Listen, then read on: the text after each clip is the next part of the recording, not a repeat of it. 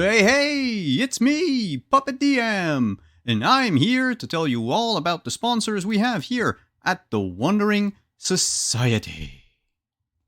We're sponsored here by MTL Press, makers of a bunch of 5th edition supplements, like the Book of Kobolds or their series of new classes.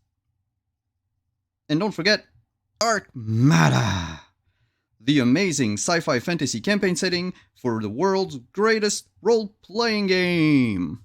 Be sure to check them out at store.mageandpress.com. Up next, we have Roll20.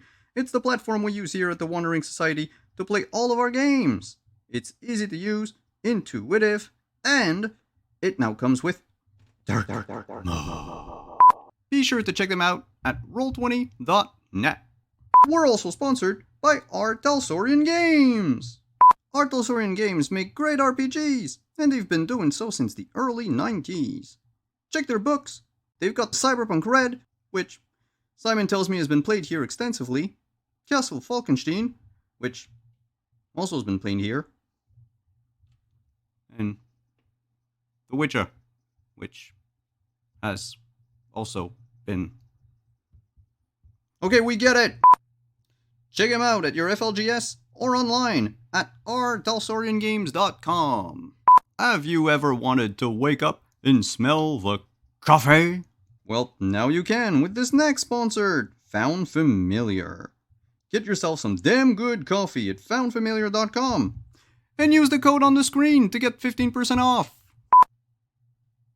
What do you mean I can't drink coffee? What the fuck is felt?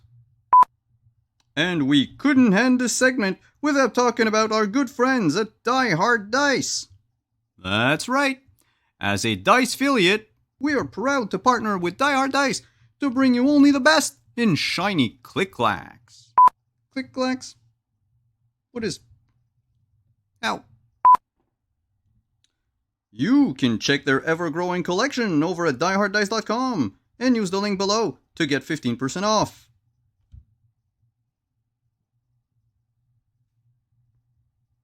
You're putting this all on me? I better get a cut.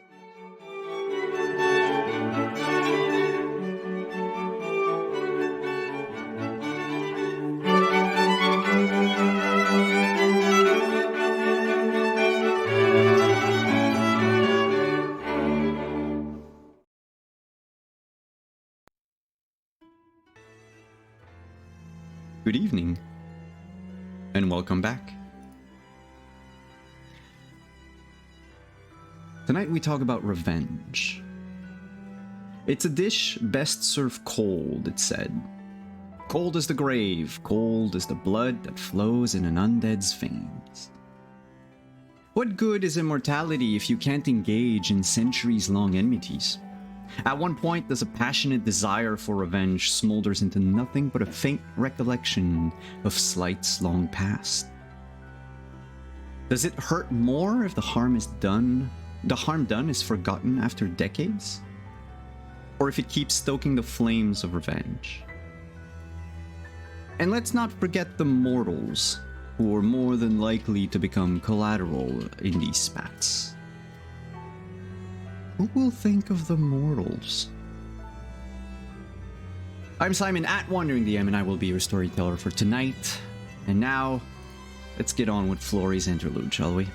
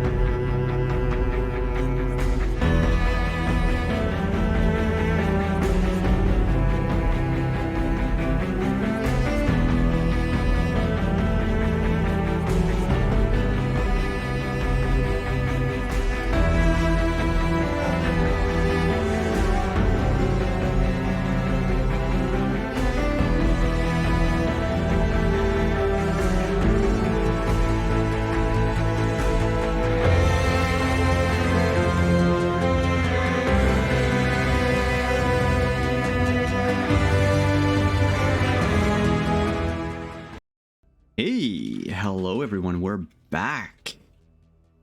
And my overlay's right. Awesome.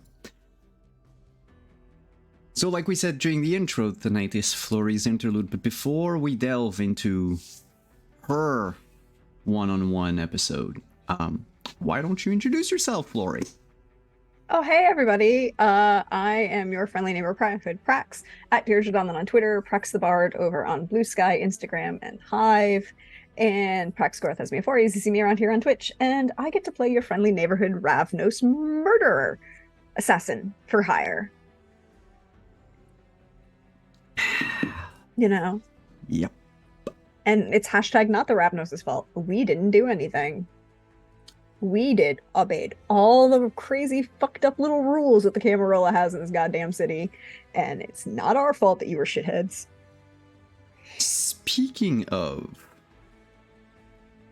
I don't know which part of your sentence I'm saying speaking of to, so I'm gonna leave you in the dark about what inspires this segue, but our game takes place on November 1st. All Saints Day. Yep. The night after the Elysium.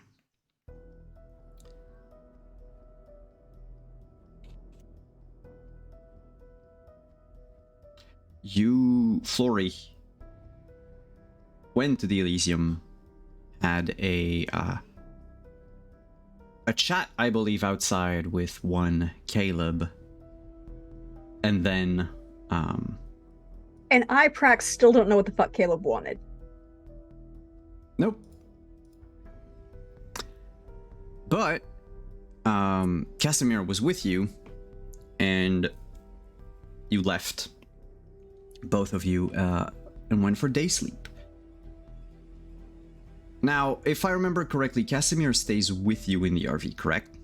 Yes, that's, I think, because it's the easiest way for security, but you can also fulfill the unfortunate requirement to, you know, be mobile. Move around, yeah. So we're going to start our evening on All Saints Day night. You, of course, you being younger than Casimir, wake up slightly earlier than him. His humanity is not quite at the same level as yours is. Look, it's not my fault that they took away the path system.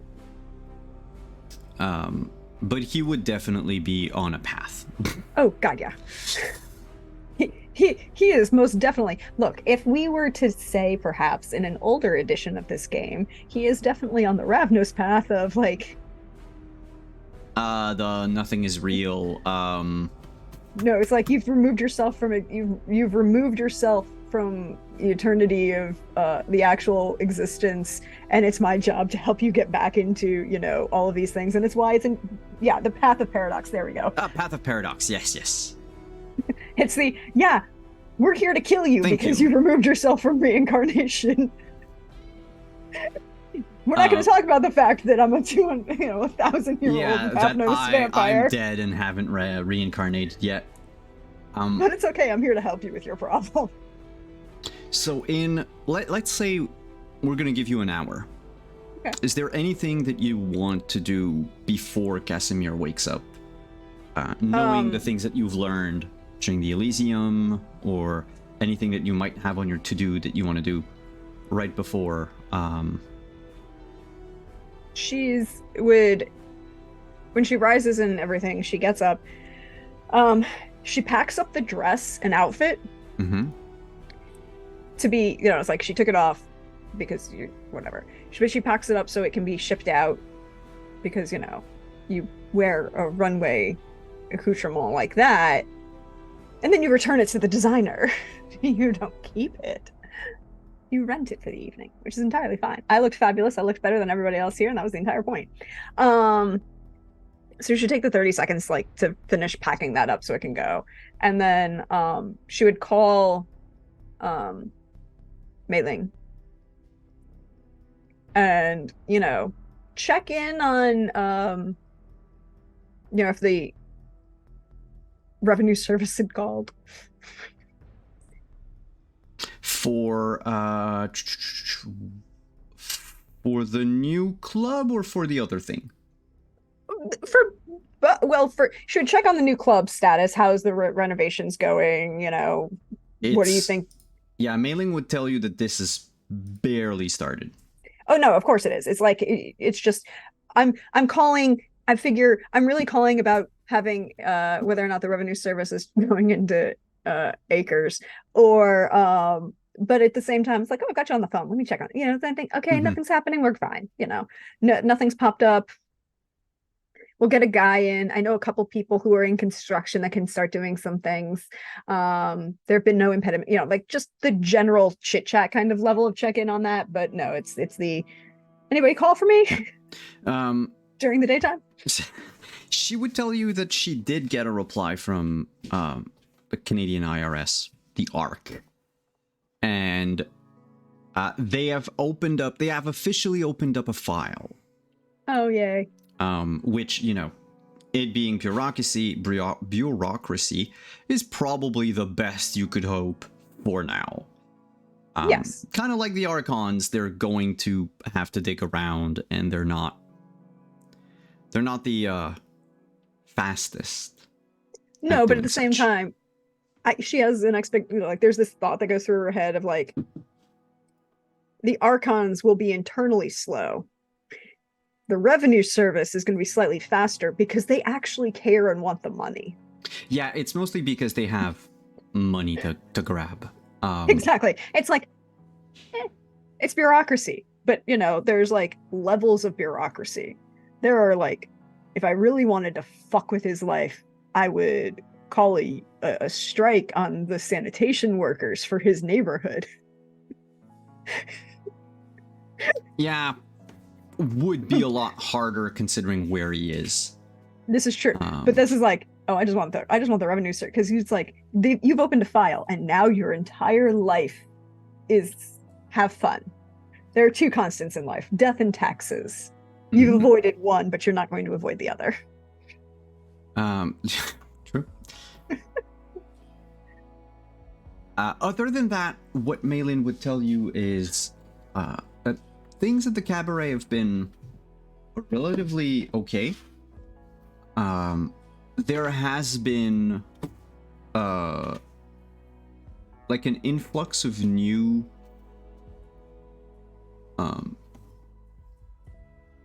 patrons. That's the word I was looking for. An influx of new patrons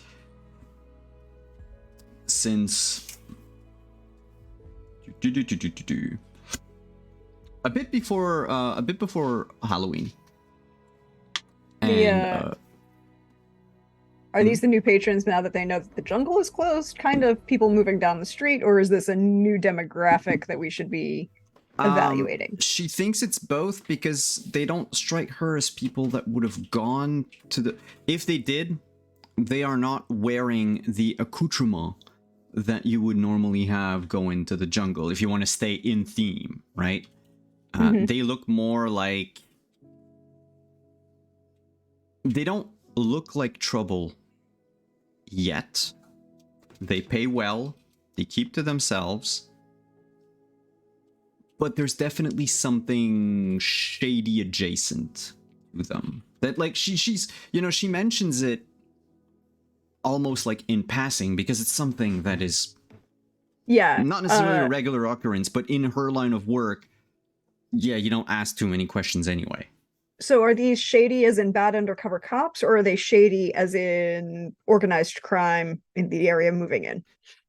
My response is going to change based on what it is. Probably shady as in undercover cops. Well, they're not doing the best at blending in. It's almost like they want people to know that they're there. But they don't. Krellin, no, wait, stop. Krellin's comment is there's no difference between undercover cops and organized crimes. It's like, yes, there is. Organized crime is at least organized and efficient, and you can trust them to be exactly what they say on the tin. I was going to say organized crime is not paid for by the government. But then again, that's why there are RICO laws created. But no, so she's like, okay, if they're bad undercover cops, you know what to do. Just start being nicer to them. And then anytime the guys who perhaps, are slightly, who hang out in Little Italy come in, just let them know, that a certain demographic is moving into the environment. Don't chase them out. Be polite. Be nice. Don't give freebies. yeah, no, they haven't earned any freebies. Yeah, but if you start giving, it's one of those, don't give undercover cops freebies,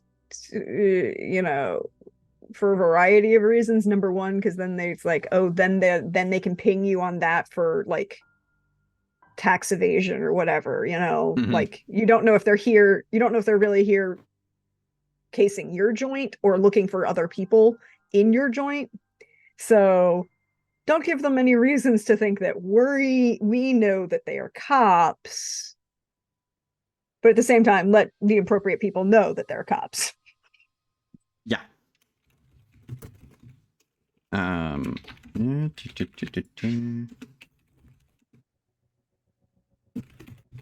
But other than that, she's it's business as usual since last week. Things have been mostly the same, just routine. And as she says that, you can hear Casimir begin to awaken, to rouse right, then. in the back. Ooh. Do you think we can get the original Fossey? Do you think we can get the original cigarette girls? Oh no, we'll get a couple boxes. I think that'll work. Well, wait, you want me to order them? No. I'm going to look for them. Don't worry. I think I know a couple places to get vintage ones. Everything will fit better if we buy the original. Okay. For the new place, right? Oh, for the new place. Yes. I was just thinking of things. Multiple things. But yes, I'll talk to you later. Have fun. Don't stab a cop unless he deserves it. In which case, let me know so I can help you clean up the mess. Or stake the body out so everybody knows. Your choice. Yeah, good evening to you too then. And she'll hang up. And yeah. Casimir rouses, just asks, a problem? We good? No. Business and opportunities. I'm a bit, kind of hungry. Are you hungry? I mean, I could always eat. Yeah, I was thinking maybe we could go... And he gets, at that point, interrupted by his phone ringing. He, looks at the number. There's a subtle eye twitch. Okay, so there's a very important question here. Because she has known Casimir a very long time. Is this the eye twitch of, I don't want to talk to you, why are you calling me, but I'm still... Or is this the eye twitch of, motherfucker, I hate this person. Hi, how are you? What's your day like? It's more of a eye twitch of, I'm just hoping this doesn't mean I have to go back to the Middle East right away. Oh, well, type thing. Yeah, it's the eye twitch of, I'm on my second to last day of vacation and work calls. Oh, that eye twitch. Yeah. Picks up the phone. Hey, hello. And he just goes silent. And he turns to you with this, stunned, almost aghast expression on his face. And he lowers the phone and puts it on speaker.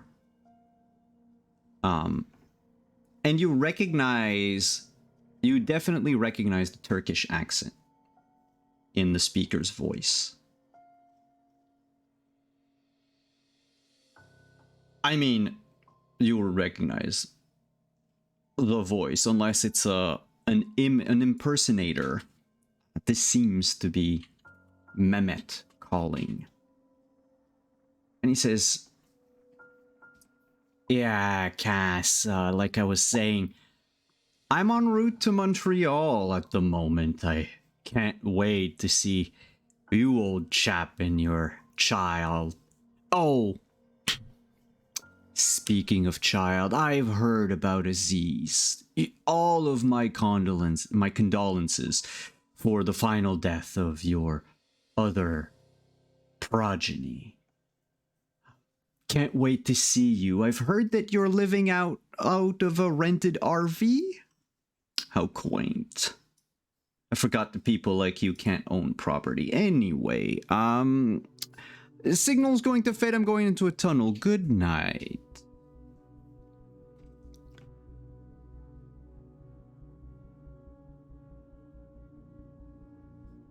Before you say anything, can you give me wits and awareness, please? Yes, I can. And you can also add a +1 die to it. Okay. 4 successes. Wabam.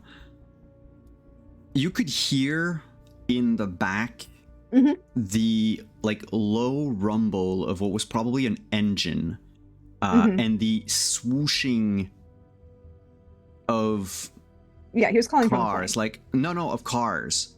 Like the of cars passing by on the road. He seems to have been on a highway of sorts, not flying, which means he would be driving. He would be somewhere in between Chicago and Montreal.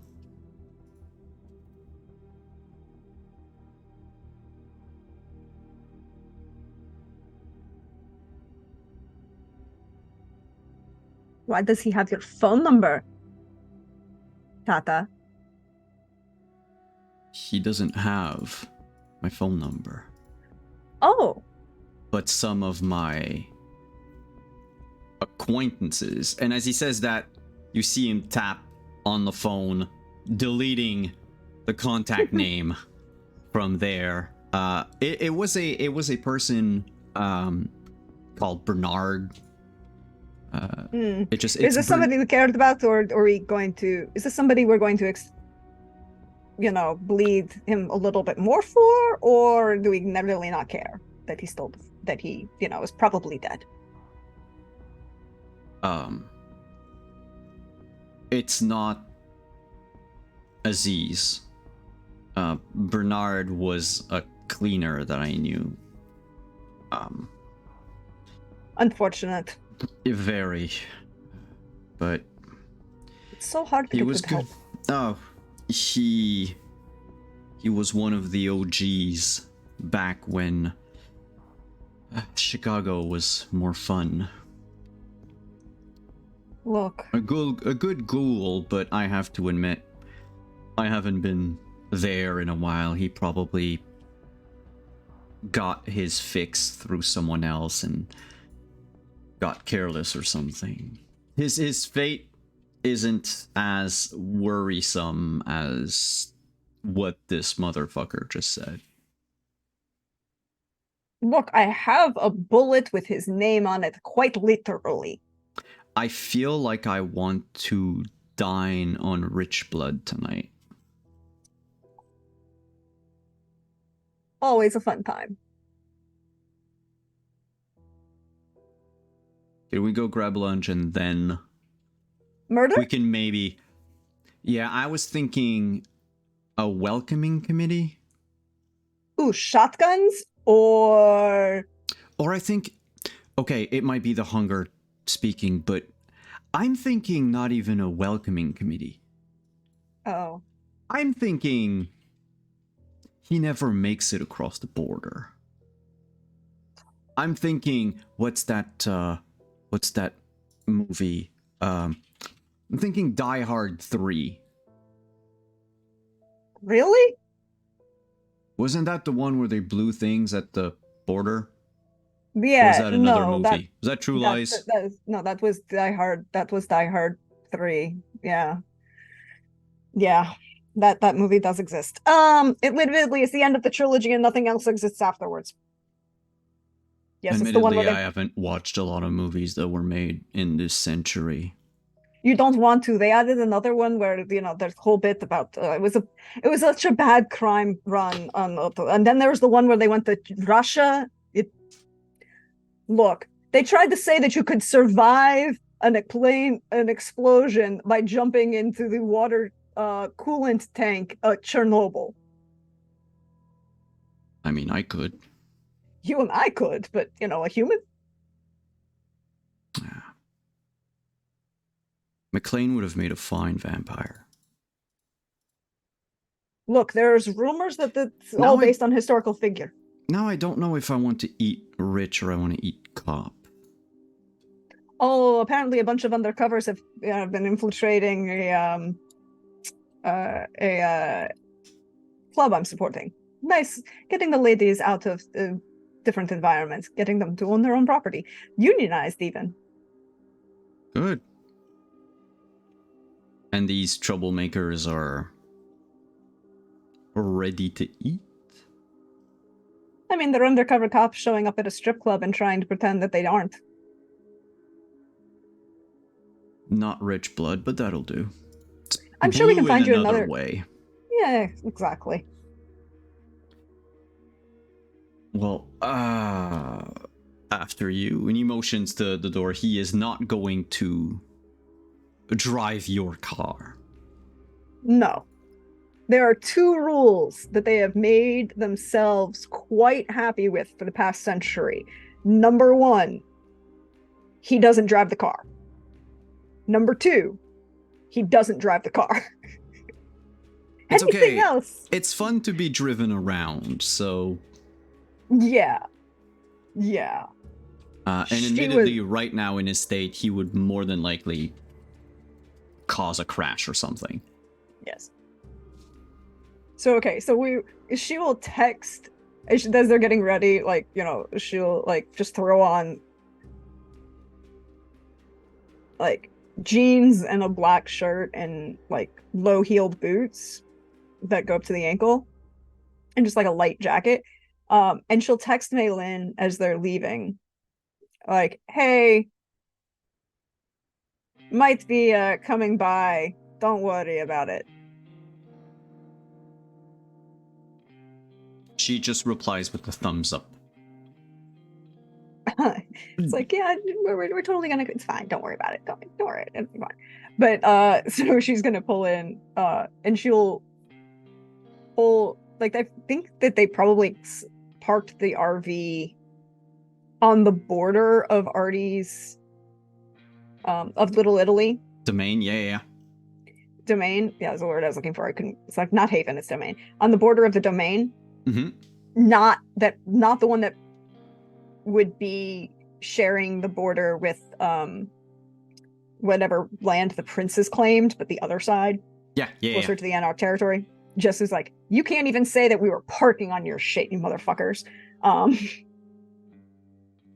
But then she'll take the vet for a spin and go to the club and pull into the back through the employees entrance. Mm-hmm. Park because I'm assuming that there's some, just based on the club that we've been talking about and how we've been treating this, that there is an employee parking area that's well lit and well monitored and well, there's a security guy who stands at the door and watches the staff come in and out, so you don't have people hassling the staff of the burlesque as they're getting ready to go home.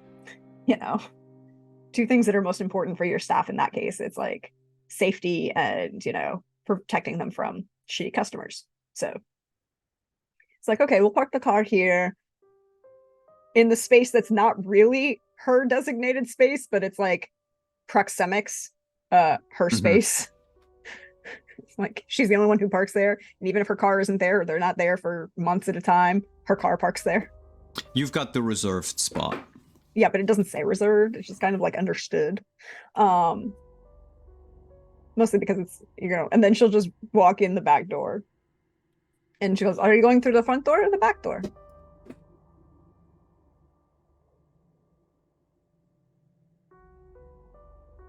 I guess I'll go back. And you can see Casimir is visibly distracted, more so than he was, more so than what could probably be attributed to the beast being hungry.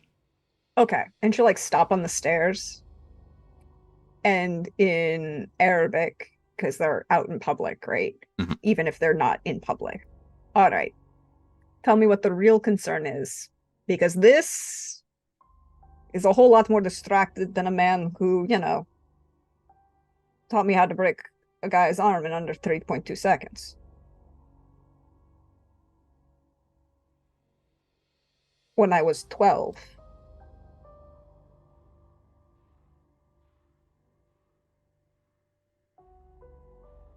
No, you know what? I'll be okay. It's the I need the blood. I need it now. I'll get that out of you eventually. You know this, right? Fine, go eat. And as you You're never enter, you're never yourself when you're hungry. at the sneakers. As you enter the club, An undercover cop. Is it Snickers or is it Snitches? You when you go in, you know the layout of the place. And you can easily sneak your way from the back to the front if you wanted to stop anywhere in between.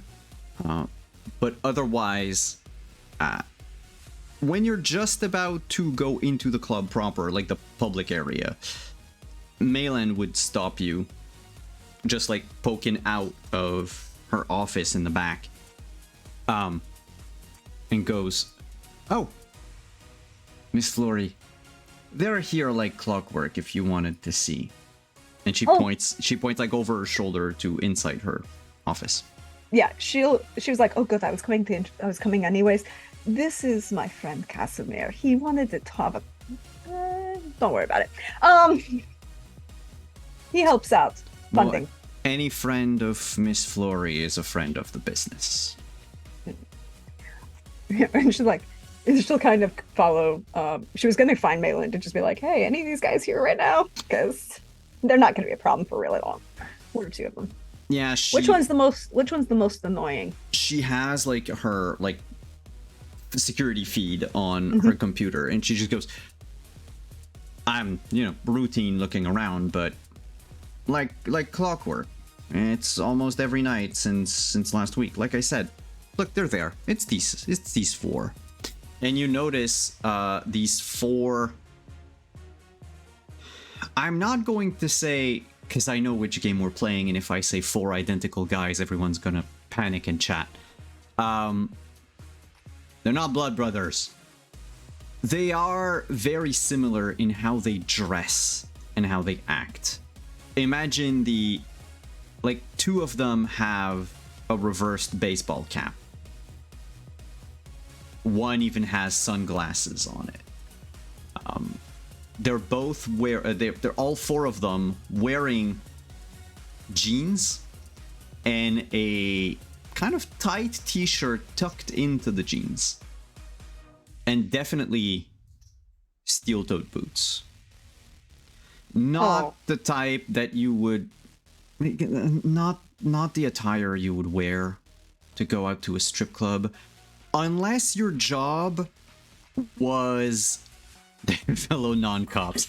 Yeah, unless your job was undercover cop or the bouncer who just got off his shift. Yeah, and that's not any of the bouncers, because we recognize all the bouncers in the neighborhood. We give them a deal, because if they come in after their shift, and they happen to be here and drinking here, gives a little added space, and yeah, extra security is never a bad thing. And also, that the bouncers of other places would most likely not mess with the employees of another place. No, not like this. But in this case, yeah, it's these four. One of them is currently, as you're watching, one of them breaks off from the pack to go get drinks at the bar. And the three are, Malin would say, they don't always sit in the same place necessarily, but they're always together. So far, they've asked for I mean, check. She pulls up like a notepad that she has of Yeah. a bunch of little comments made throughout like the last week about various patrons. And like the 4 have asked for like lap dances. They've asked for blowjobs. They've asked for the special. They've asked, and she goes like, you know, they're trying to poke at stuff. But anytime one of the girls approaches them for anything, they wave her off. I hate rookies who are working. This isn't even like, it's even not narcotics. These are rookies in Vice. I don't think they... Could it be a training day? Like a training exercise? She looks at you, quizzical. I mean... And you can see Casimir is also eyeing the TV like one would eye a menu at a steakhouse. Oh, she's, you know, she's entirely okay with whatever happened. You know, these guys, sorry, you've met Casimir. Have fun. My sire's hungry. It's, you know, I've provided a meal. It's providing, you just think a good hostess is, you know. Like, do they all look to be within like the 20 to 25-year-old age mark, or are they older than that? I would say 25 to 35, maybe. Okay, well, they're not the rookies. Like, yeah, they're not new, but they could be new in their role. Like, newly assigned. Oh. Second. We have a cat problem? Yeah, tiny cat. It's not. Okay, never mind. I'm not going to, I thought I had dropped something and he was playing with it, but there's nothing, so I don't know what's going on. Anyway. But as she posits that it's perhaps just new, like they're not new cops, but they're new at doing this, Casimir whispers in your ear, there also might be a third thing. Oh, Tata. And she just kind of looks at him and smiles, and option number 3 is... He just glances very quickly at Malin, not knowing if he should, you know, with silent eyebrow speech, just goes, yeah. She knows. Wait, did we establish? Yeah, because she does. She knows, because that's why I asked her to answer the phone during the day. You know. Yeah. So he reassured. I mean, like, and she'll say in Arabic, it's like, enough, but you know, I don't share my business with everybody. Oh, welcome, Raiders. Hello, Raiders. She pretends not to look, not to hear anything. Anyway, she probably wouldn't understand. So he replies in Arabic as well. Interested in casing a joint, not interested in partaking, but trying to act natural. Oh God, he's bringing in new talent. I'm thinking these are probably just fools. You know, when you've had a taste of the blood, sex is just not gonna cut it. But they're acting as if they could be cops for all I know. They could be ghoul. If they are, and they're his, I don't know how many he would have sent in here, but I wouldn't mind. Oh, go enjoy yourself. Also, my name isn't on any of these bills, so... Do you want any? Do I keep one up for you? Maybe we'll talk to him afterwards. But you're hungry. I'm not going to interrupt your meal. Eat yourself. But as you say that, Flori, you realize you're also hungry. Yes. But she has other means, and she doesn't know that she wants to touch that. Like, there are other ways she can feed in this place. Like... Well, it's not your favored method of feeding, that's for sure. Yeah. Casimir will just then say, in English, you know, ladies, And he goes, and you can see him through the feed, like the security feed of him walking up to the bar, chatting a bit with the bartender. Feel free to interrupt me the moment you want to do anything. But otherwise, yeah, he chats with the bartender a bit, orders like a beer, like something nondescript as much as possible. And at the same time starts chatting up with the, I'll call them the cups, next to him. And then he and the other one go back to the table where the three others are waiting. She's gonna work her way. She's gonna say, make sure that camera's off for the rest of the night. Or the next hour. Malin doesn't ask. And right now he's still inside the club. Yeah, but she doesn't want any camera footage that can be traced to... Okay. Like... So if a body happened to arrive and somebody was like, so where was he? Oh, they were at the club. Who did they meet? Oh, this guy, but he wasn't, he walked away. We have footage of him over here. I don't know what happened to these guys. They walked away. Like, we don't have a camera there. So then things are gonna go dark for a while. Because the minute the camera cuts out, she's gonna go into the club itself and like sticking to the shadows. And using unseen passage, because as long as I initiate that while I am unseen, I am unseen.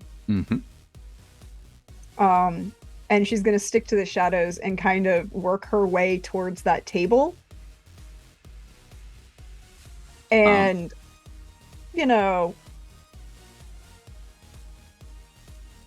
listen to conversation as she gets there, kind of thing.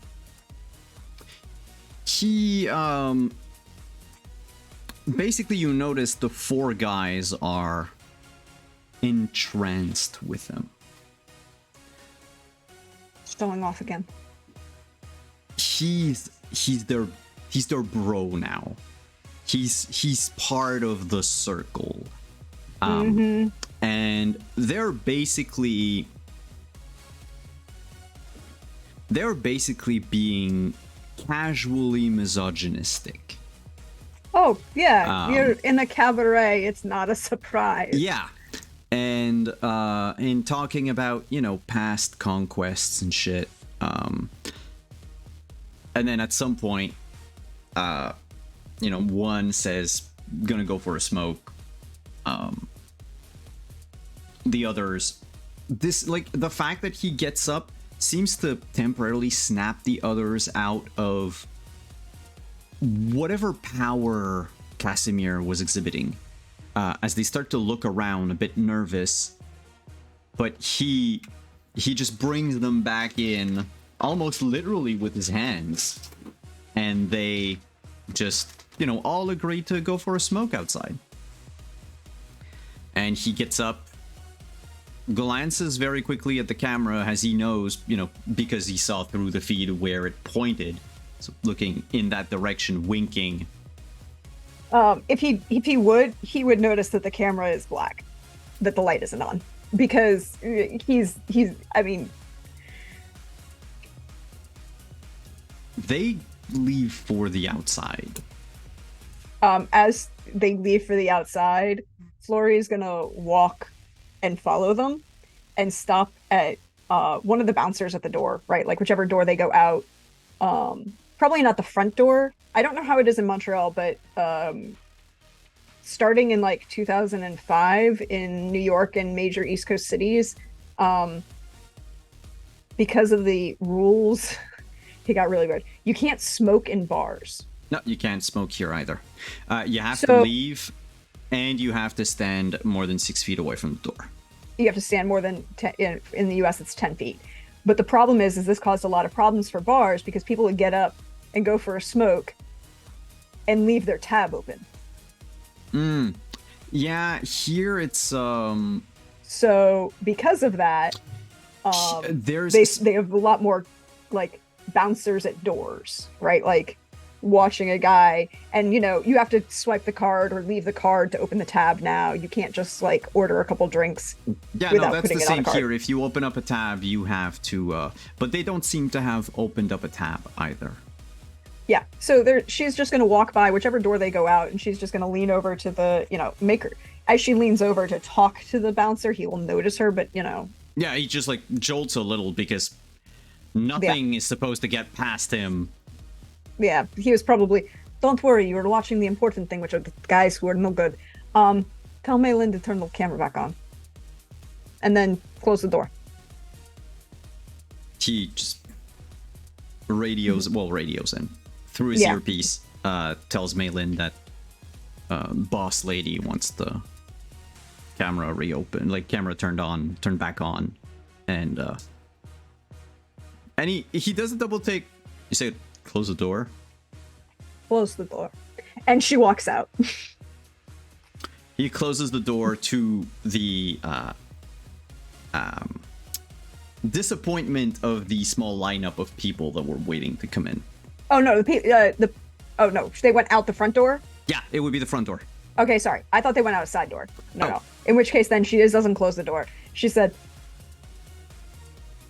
and she'll like, she won't say that. I'll rewind it. Tells him to turn the camera back on, and then she'll just kind of look at the line and go, peel off, reach in her pocket and like peel off 300s.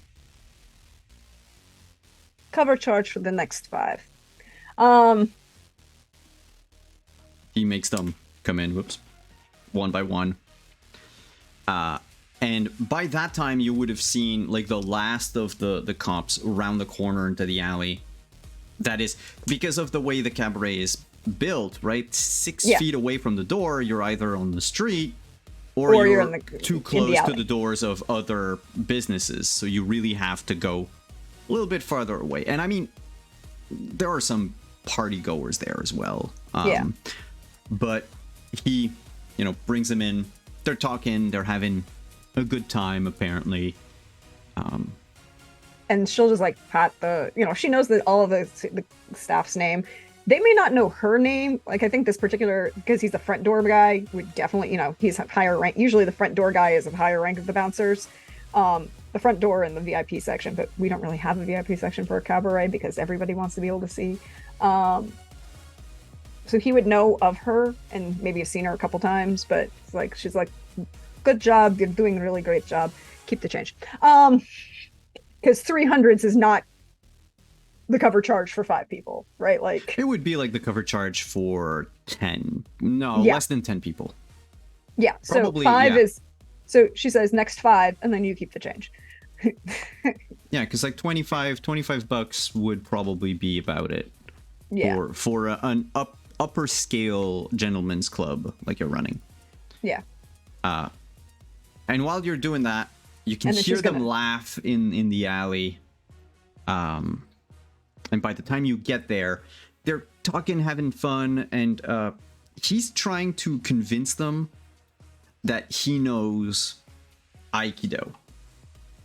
And that he could show them like stuff. Because some of them are like bragging about past exploits of beating people up.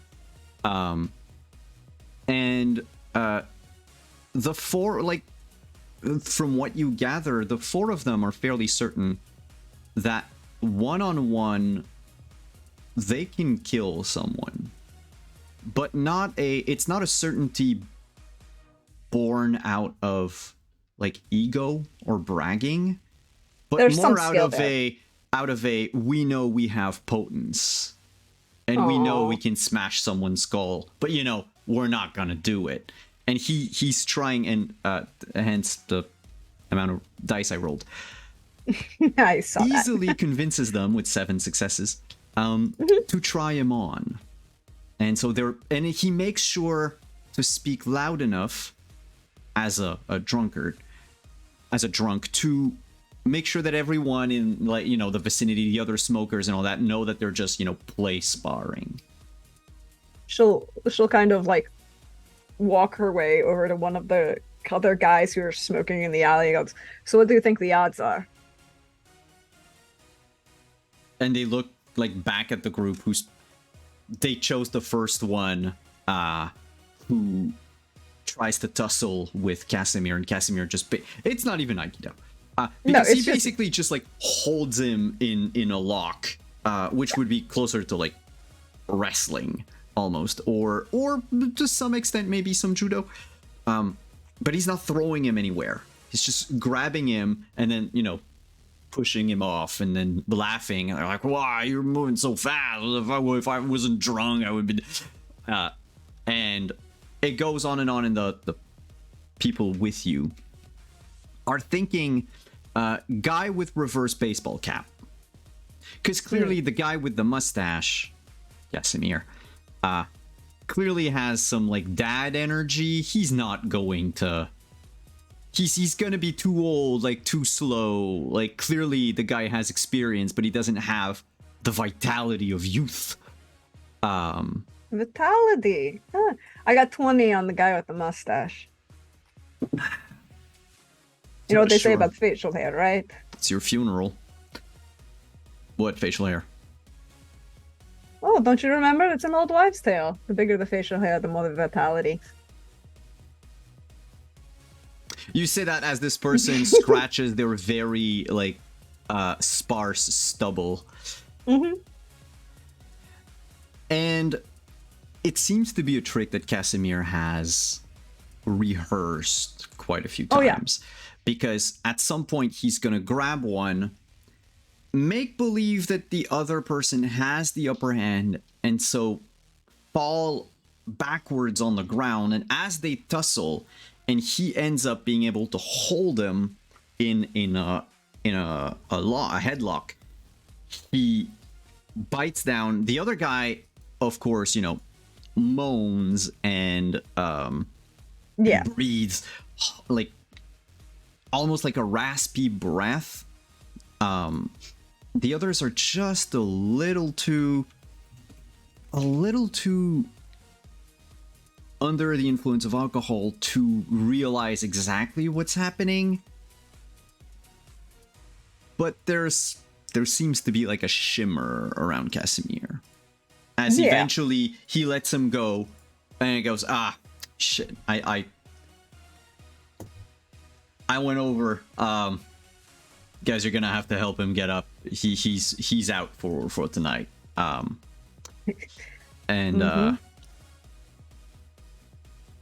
So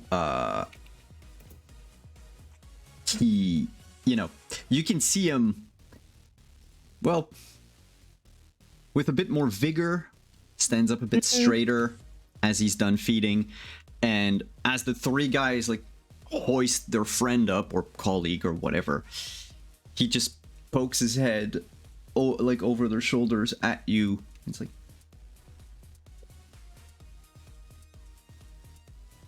give me 2 minutes. And she'll like turn to the guy she was talking to, and I'll take that 20. It's 20 out. Have a nice night. And then she'll walk over to Casimir. And as she like passes through the shadow out of the line of sight of the guy she just took the 20 off of, she will activate Unseen Passage again. And, you know, just like chin to the shadow, out of line of sight. Now she's back. And, you know, I'm not going to try and roll against Casimir because I'm pretty sure that Casimir taught her this. She knows that, you know. Yeah, but it also depends. Unseen Passage in a way. And it works unless you have Auspex, and you don't know if he has it. Yeah, and it's one of those things that I just don't know, and quite frankly, you know, Silence of Death and Unseen Passage. She is silent as she walks up behind one of the guys who's trying to hold a dead body and just bites down on his neck. Which one? Sorry, that? So she's just going to walk up behind one of the guys, Unseen Passage and Silence of Death, behind one of the guys who's trying to struggle with this friend, not yet final death body. and then just bite down on his neck. The other two are basically like a few feet away at that point, because you know, 3 guys to lift up a 4th. There's clearly a 3rd wheel in there. Yeah. And as you bite down on the 3rd wheel, I am going to ask you to make a despite, because your, of course, unseen passage sort of breaks the moment you do this. Yeah, the moment I make an well, no,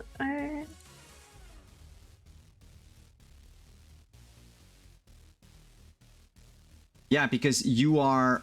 So the thing is obfuscate breaks the moment that you try to do anything that affects the world around you. Like if you smack someone or whatever. So I am going to ask you for a in this instance it's going to be charisma and stealth. Because oh look, you're in the middle of the alley, so there's no really way to hide, but at the same time, if you're just necking a guy in an alley, this is entirely fine for everyone watching. Stealth and charisma, and do I get a bonus for being mostly unseen until this point? I would say no, but I'll lower the difficulty to just 2.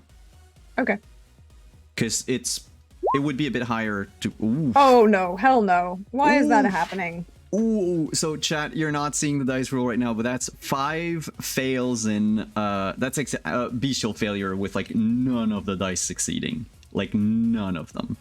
I have 6 dice and I succeeded on none of them. Nothing. Yeah. So yes, I'm gonna re-roll that. Yeah, spend that willpower. And I'm gonna spend that willpower for that one that I just Well, rolled. you can re-roll the 1 and the 2 anyway. Yeah, the 1 and the 2, that's what I meant. So I'm keeping the 10, but I'm re-rolling the 1 and the 2. Fucking hell, I'm keeping the 10. Yeah, but that would be just 1 success. You would need another one. Oh, fine. I do need another one because I can't bestial fail it.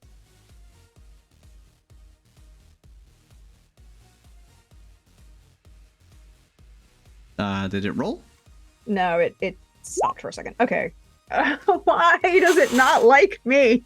Oof. That is like, what is it, like 3 out of your 4 willpower points? No, because it's only halves. Because they're half for each. No, but that stays, yeah. But I mean, you would have... That's 2. It's 2 out of 4. You spent 1, you spent 2, you there spent we go. 3, you spent 4. Yeah, no, you spent all 4 of them re-rolling. Yeah, but they're half. But no, it's just superficial. It's superficial. Yeah, it's just on superficial. Each. That's what I meant. Yeah, it's not aggravated. Yeah, but eventually, it resets each scene. Well, one resets each scene.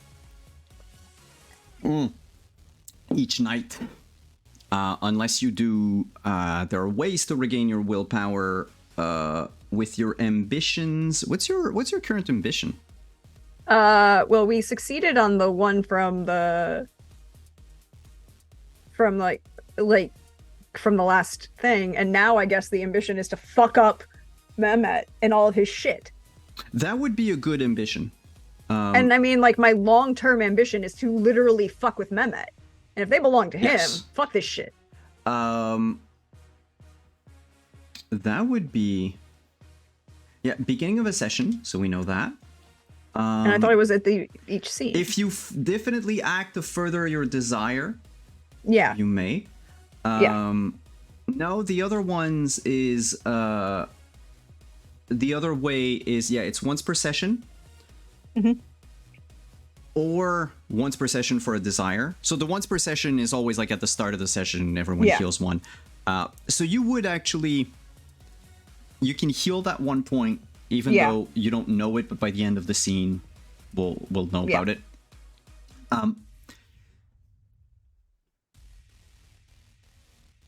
Can I take just a quick second, because it's going to be faster than to type it. Edward Harvey is not in this chronicle, but the scenarios about Edward Harvey and the house with the shadow tentacles and everything is, and in fact you're going to see it in our next interlude with Folly the Malkavian and Fredo the Giovanni. Next week, yeah. Actually, I'm going to talk about that because it's technically available right now, I think. Because I might have messed something up. But anyway, that said, you You grab him. You bite down. He, of course, unless you want it to hurt, he's going to just... as you drink him. How many points of hunger? Because you know that you can drink safely and get those two, like, go down to 1 hunger. He's going to be out for the night, if not more. Yeah, I figure we'll go down to 1 hunger. Okay, so you're not killing him. No, she's not going to kill him because she's assuming that Casimir is going to kill the other 2, and we need at least 1 person to answer questions. Well, actually, as you're, like, on your end of drinking him, Casimir comes back and, seeing how he's out for the count, begins patting him down right away. Okay. Do we need him alive?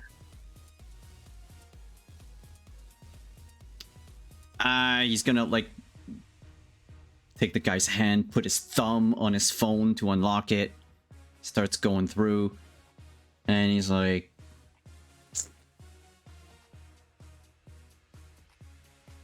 presses a button.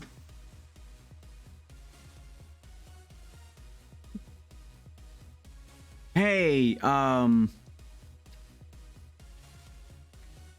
Mehmet, right? Yeah, I'm sorry. My child and I were driving down Montreal, and I think your dogs ran out into the street. We didn't see them. The vet just... You know, all my condolences.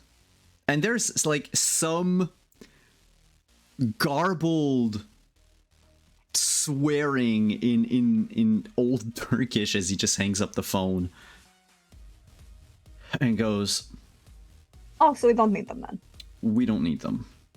Oh, I had an idea then. Go ahead. They have such shitty weaponry in their possession. Oh, yeah. Pause. GM has to pause for a sec. The rest of the stuff they have on them, right? They are undercover cops. They all have a badge.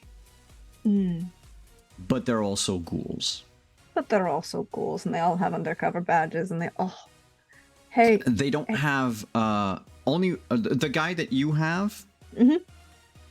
Can you just roll 1d10?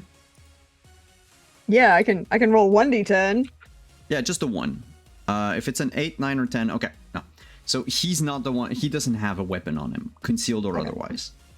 But they do have their badges on them. Yeah. They were technically... Technically, they could be off-duty. No, they're not. But regardless, you know, their allegiances lie with not the community. No, they are not community property. They are not helpful. They belong to a shithead. Hey. She'll pick up the phone and go, call Malin. It's like, hey, do we have any, what do we got? Like meth or coke that we've taken off somebody? Oh, if you want to plant things, I can have something over tonight. I'm trying to keep the place clean, but I figured, you know, we took it off, you know, usually you tell me that you take stuff off people and then we burn it, but, you know, I figured I'd ask if you had any on you at the moment. No, I just, as it happened, I don't tonight, but like I said, I can find something. What do you need?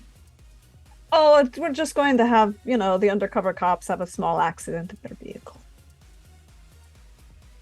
Oh. But the other 3 are inside. Don't worry about it. Okay. What other 3? Well, the 3, you know, the passed out guy, the other 2 brought him back in because they just think he's going to wake up in like 5 minutes. Okay. I didn't think they they brought him back inside. Yeah. Okay. Sorry, that was my misunderstanding. It's like, that's okay. Don't worry about it. It's not going to be permanent. Have a nice night. Okay. She hangs up. So,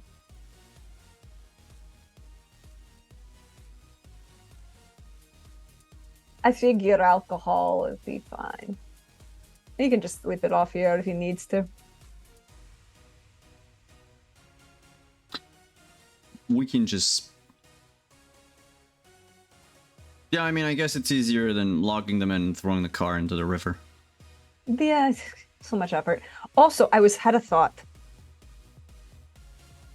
What if Mhm. I... How close are you to the nearest homeless camp? There's a whole bunch... Well... If you're asking Casimir, he's gonna look around and be like, I No, don't know. I'm asking Oh. Simon the GM. In this area of town... Look, there has to be one. This is where a bunch of bars and restaurants are.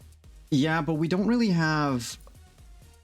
In that area, you're not gonna find, like, camps. No, this is true. I'm looking for New York would be very different. But what I'm looking for is an alley where there would be a known passageway for people of the lower stratus of society for whom, just leaving him out with his badge sitting on his chest, a lot of things would disappear. There are places where you can definitely do that. Mm-hmm. It depends on how bad you want their night to be.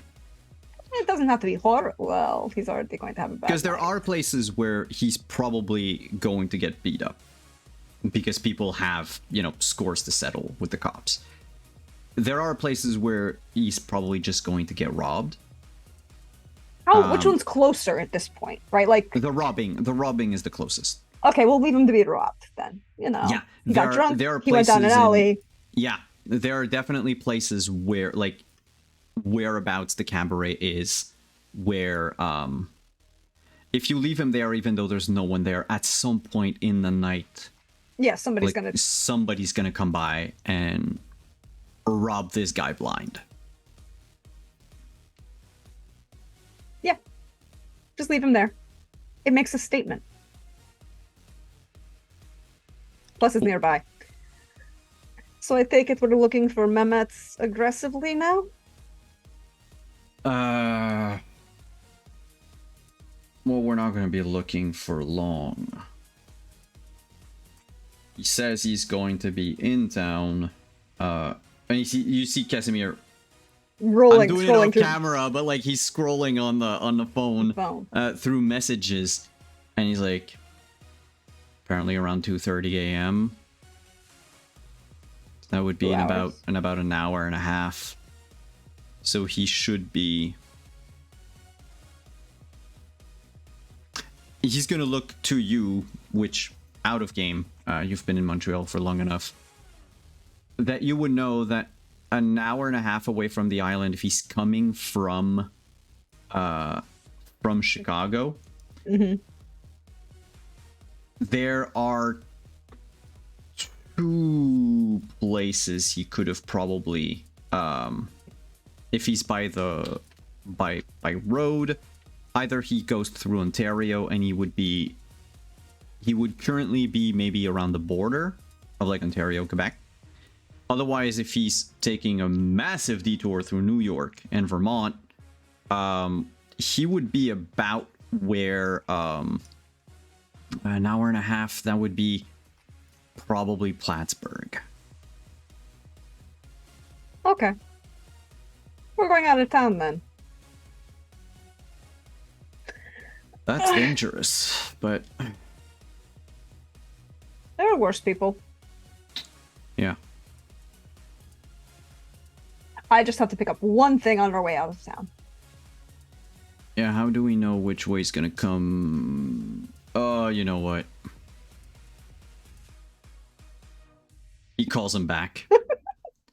She just kind of leans over the hood of the car at this point and watches. Like, this is entertaining to her now. Mr. Shit, what's it? It's Benici.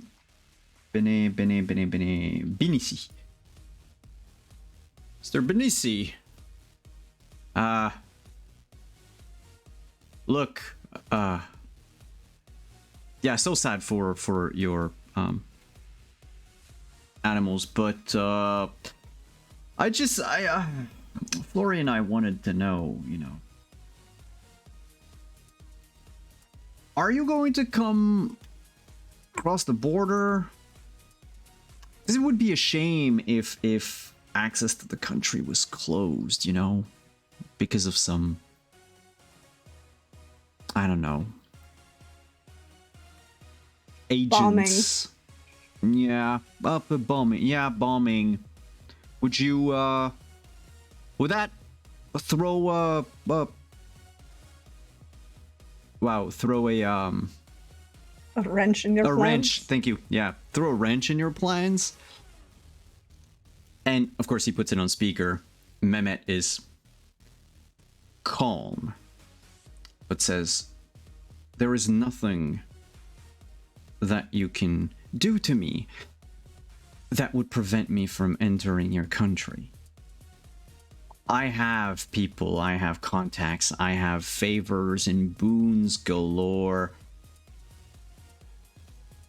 Casimir, the longer that you and your brat of a progeny keeps putting themselves in my way and my work, the more it's going to hurt. So I take it to mean that you're not going to be a strong, independent man and try and brave the werewolves yourself. Good to know. Thank you very much. Have a nice night. Click. Can you give me manip insight, please? Difficulty. We'll leave it at 2. We'll leave it at 2. Yeah. Okay. 1 success. You're not quite certain where he would go from, but Casimir at least tells you, from what Mehmet said, there's nothing you can do to prevent me from. He's probably already in the country. Yeah, he's like, that's what she thinks. From her opinion, it's like, oh, okay. Yeah, it's just Casimir is sure of himself, but at the same time, Casimir is pissed. Yeah, Casimir's pissed. She's pretty pissed. I just have to make one stop on the way. Okay. Where? Well, I don't leave everything all in one place, Tata. And I have something to return to Mr. Benisi. All right, well, let's not lose any time. Yeah, she's probably just gonna swing by in front of Artie's in front of the Haven. She's probably removed a single brick and the small bag that she's put just like right at the garden of this property. It's oilskin, watertight, and she will pull out a Colt 1911. And then she will take from around her neck a single silver bullet and she will load it. You know, I feel that it is time for me to return his gift, Tata. If you say so, just don't do anything I wouldn't do. Tata. Of course I'm going to shoot them in the back. What do you take me for? And he'll just nod, and as you leave Montreal, we're going to leave for break. And we'll be back in a few minutes. Stick around, everyone.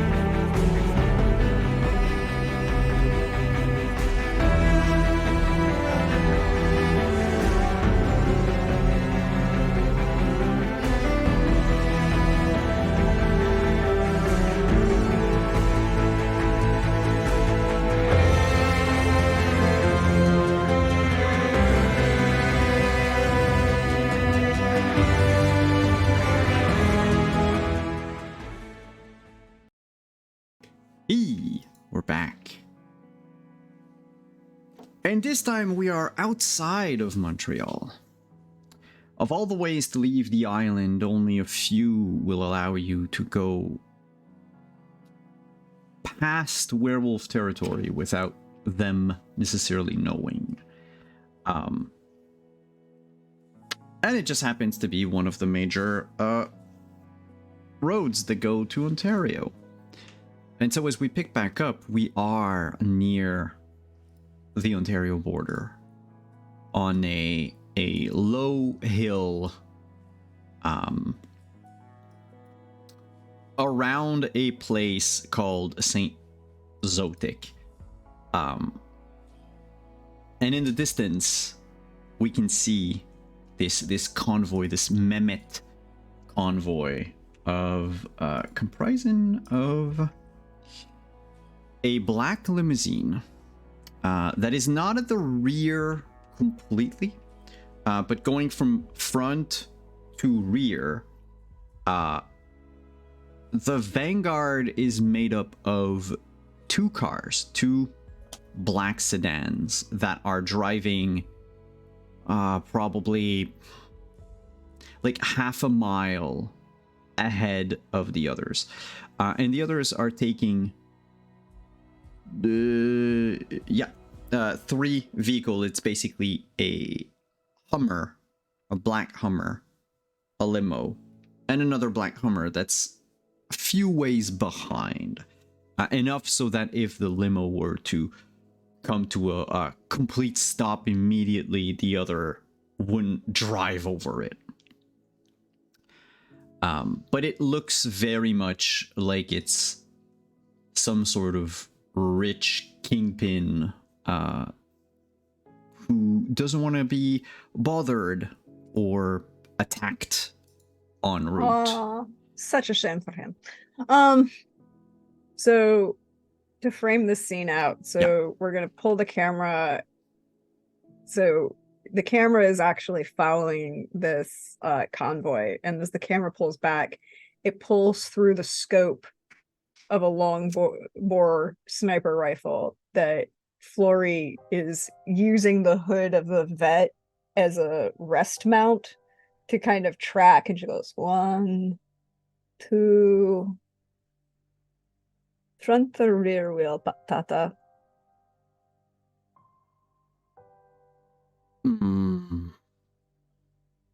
You hear a coin flip. He goes rear. Oh, click. Can you make a roll for me? Yes. A firearms roll? Yes, it's a firearms roll, but because it's not your Colt, so it's not 2 extra dice. I just need to grab the bonus for sniper rifle.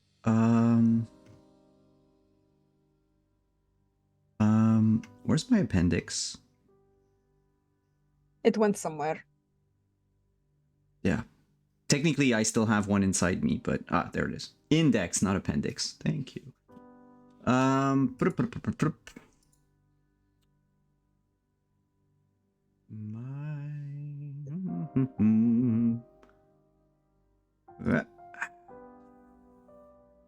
This is definitely a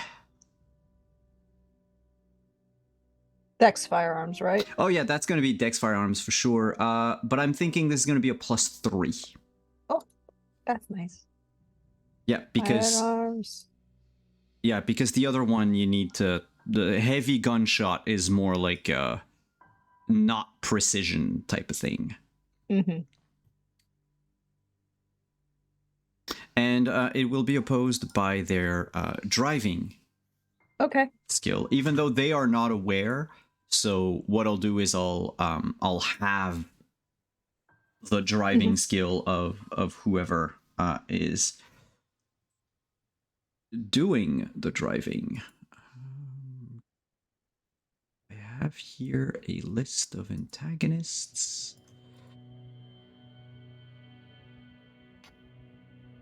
Apologies. No, it's okay. I just rolled really well, so I'm very happy. Yeah, I see that. 371. Okay, good. Nope. Yes, okay. So we have 4 dice. So unless we have a miracle, it's 1 success. The driver has no idea when you pull the trigger. And in the distance, you hear a pow of that tire blowing up. And the was it the Humvee in the front or the Humvee in the rear that you were firing at? Oh, it's the Humvee in the rear. Okay. So the last one in the back basically like skids, tries to regain control, fails, goes into a like a spin, and eventually lands one tire missing in a ditch. The rest of the convoy, you can see them stop. The limo stops somewhat slowly. The other cars, the 2 vanguards at the front, will basically brake and begin to come back. What do you want to do? She goes, well, that's 1 wreck. And as the limo slows down, she wants to hit the front tire of the limo. Front tire intentionally, because the limousine is not rear-wheel drive. We can keep the same successes if you want. Okay. It's just going to be a different driver versus my shot. Yeah. Yeah, basically. So you have 5 successes, and then that determines the difficulty for their checks. So you said limo. Limo guy has, because now that something happened, they're a bit more alert. 2 successes. Yes. You shoot the tire out of the limo. This person has a bit more control than the other. They don't land in a ditch, but they land sideways, and one of the other like Vanguard cars essentially doesn't brake soon enough, and they basically hit the front bumper of the limo, and then swerves a bit. So are we going with the bet that he's in the Vanguard, or the one that went off the rails because he's not in the goddamn limo? I'm thinking one of the Humvees. Yeah. As he says that, the driver and the front passenger of that rear Humvee have gotten out of their cars and reached in. And through your scope, you can see that they have submachine guns. They're well dressed, black turtleneck sweater with a jacket over it, black pants. I'm gonna say like leather shoes, probably. If they're boots, they're very short boots. They look like, well, what you would expect of private security agency for some shady individuals. They're just through their skin tone, you can see that they're alive. They're not like deathly pale or anything like that. They seem human more than vampires. One of them is probably Arabic. Got that more like olive skill tone. The other one, Caucasian. And they both have like buzz cut hair. Okay, so this is the question. Because she pays attention to him, even though they haven't been on the same continent, mostly so she can fuck with his life. Does these look like guys who are part of his permanent private security, or were these people that he hired in like Chicago?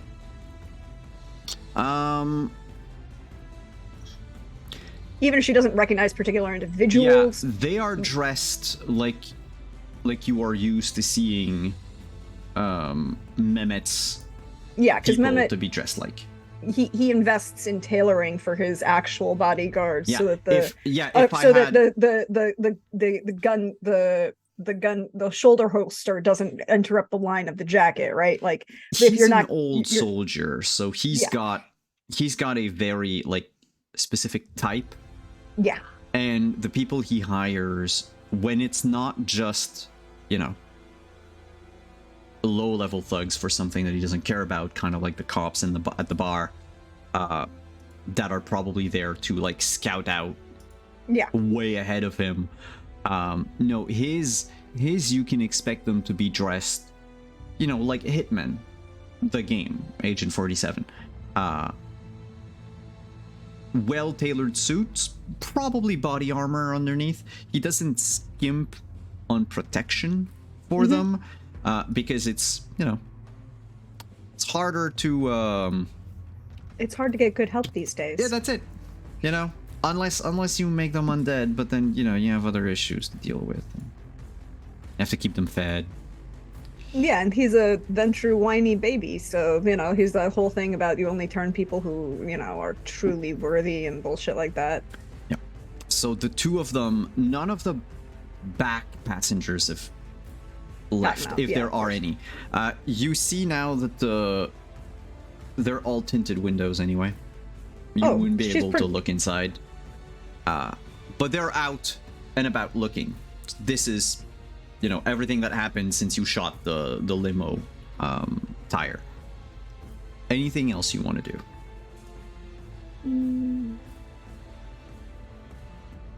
She knows that the old rule is now that it's a very old rule.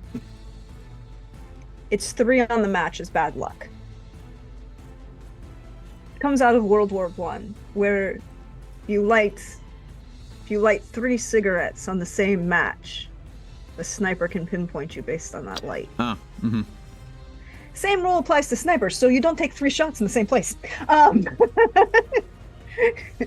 She's going to rack the sniper rifle, put it, you know, they've left the trunk of the vet open.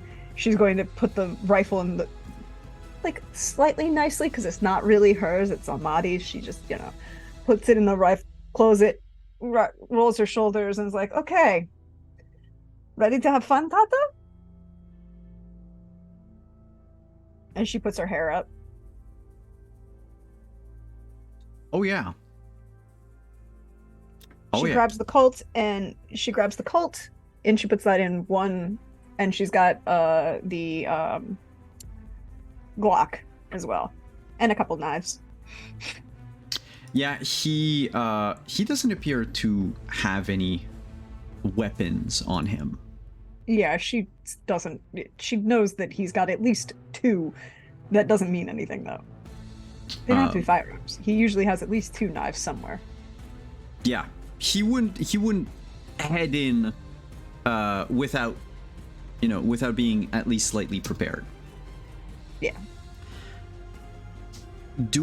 So I'm assuming, you know. Oh, there's also a stake. She grabs one of those out of the trunk. When she puts Salmadi's rifle back, she'll take one of the stakes out. One of the stakes? Slide that through the belt loop in the back of her, belt loop of her jeans. Question. Yes. You go on foot down the hill and towards the road. They're going to go on foot along the hill for a little bit, and then down towards the road. Okay, but never with the car. Never with the car. Okay. So they're gonna set the car back. Like, good. I just wanted to know. So for our purposes, the car is out of range. Yes. For our purposes, the 1963 Spider Corvette is out of range. Right. I will do a lot of things. I'm not gonna fuck up this car. Unless we have an epic car chase, in which case I will accept things that happen to the car in an epic car chase. Well, right now there's not so much a chase as there's confusion and disorientation. Yeah, a big party of people. You notice from the limo, one person came out of the back, another one of those security guys. So now you've got 3. From the 2 sedans, no one has come out, but the one that did hit the limo and swerved has rolled down his window, and the guy seems to be, because you don't have the scope anymore, so he's probably like talking to the others or something. And the other Humvee has stopped, and 4 men have gotten out of it, 1 from each door. So you've got 7 people out. They all look like security, not Mehmet. Mind you, from this distance, one of them could be. How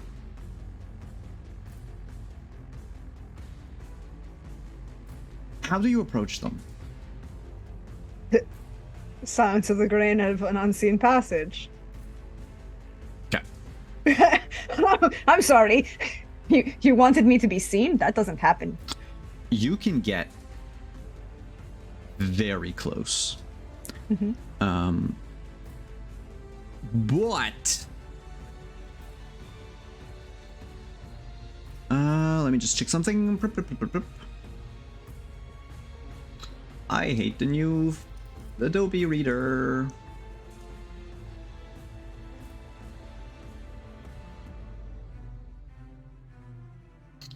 Can you do wits plus obfuscate, please?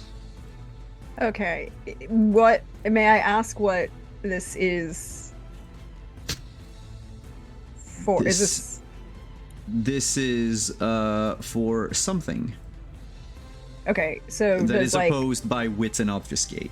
Okay. So like things. But I get to use in this case I would say my question is, do I get to use my blood potents for any specializations? Yes, because it would be your discipline roll, right? Yeah, the discipline roll. That's what I was checking. Yes. So, because that's and the roll is where's wits? Okay, there you go. Our difficulty is going to be, oh holy shit, difficulty 5. Okay. I mean, it's possible. I could do well. With 6 successes. 6 successes. That's a lot of green. You notice the guy who rolled down the window. Now that you're getting close. Oh, no, wait. It's not. You have 6 successes too. You have 2 10s. Oh, yeah, but I'll give it. You rolled enough to yeah, to have it. I'll give it to the player instead of the NPC. The guy who rolled down the window has, now that you're near, like you're by the ditch almost, right? So on the other side of the street, the road, the other ditch is where the Hummer landed. But that one sedan, the guy who rolled down the window, driver side, passenger side, front, his eyes are slightly glowing yellow. And he's talking to the guys, but mostly scanning around, and you're fairly certain that at some point he stopped to look in your direction. But after a beat or a non-beat of your undead heart, he keeps looking around, doesn't seem to have seen you or Casimir. For the purposes of this scene, we can have it 2 ways. Either Casimir does his shit and I'll narrate after the fact what happens, or you tell me what you want Casimir to do. So I think it's one of those, it's a dual situation here, right? Like the both of them. Because if Casimir goes to do his own thing, like there are 7 people outside, there won't be 7 people against you because he's going to occupy some of them. Yeah, the thing is, I think that would be their choice, right? Like they knew this going in, that they would have to split up because of just his security and doing all of these things. And I think it's a level of,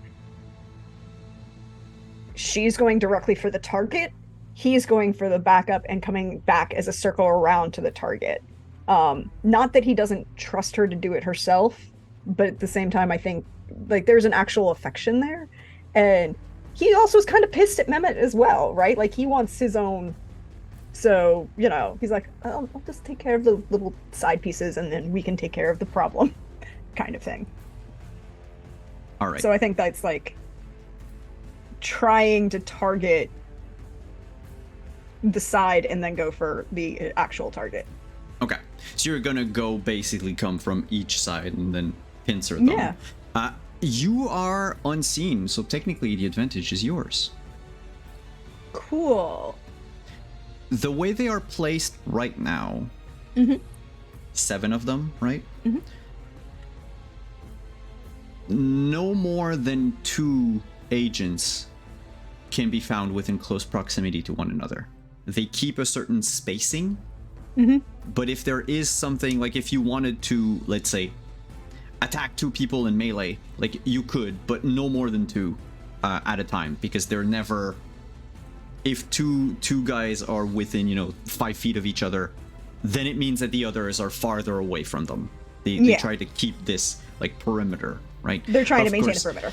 Yeah, of course, around the limo. Yeah, maintaining the perimeter around the limo, but the person with glowing eyes is in the sedan, and he hasn't left it. And I can confirm from now that I'm down here and that I saw that, it's not Mehmet who's in the sedan, correct? Oh no, it's like a young, my God, he's probably, well, definitely younger than Mehmet. I was gonna say, maybe early 30s. Bald. With a bit of a blondish beard. Well, yellow eyes right now. Dressed slightly different than the other security agents. This one has just a dress shirt instead of the black turtleneck.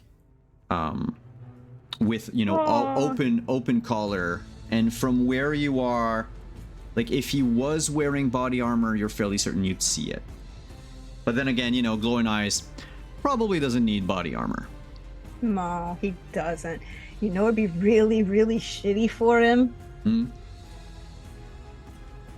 She looks at this guy, and then she looks at the nearest security guard that he's talking to.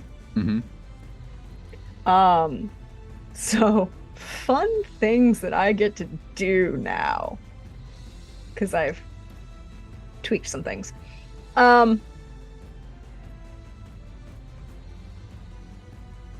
going to use Melpomene to dread gaze the guy he's talking to. The kind. Yeah. Melpomene is... That was presence, right? Yes, it's presence. So so basically it's dread gaze, but I don't have to be looking at him or in combat. I can do it from a distance. Cool. But you can... And I don't need to see the target, and the target does not have to be aware to be in their presence to save.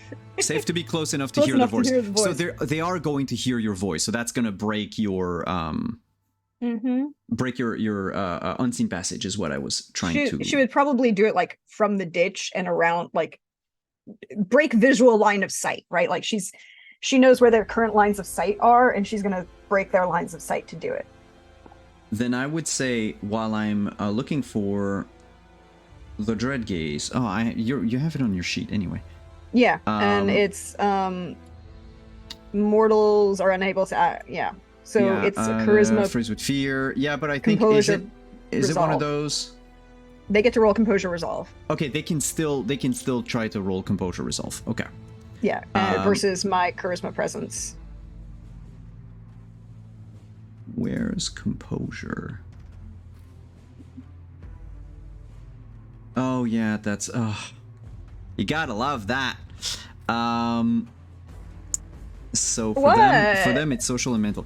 Oh, it's because all of the disciplines were written as if you were using them against a player, because enemies do not have the same stats.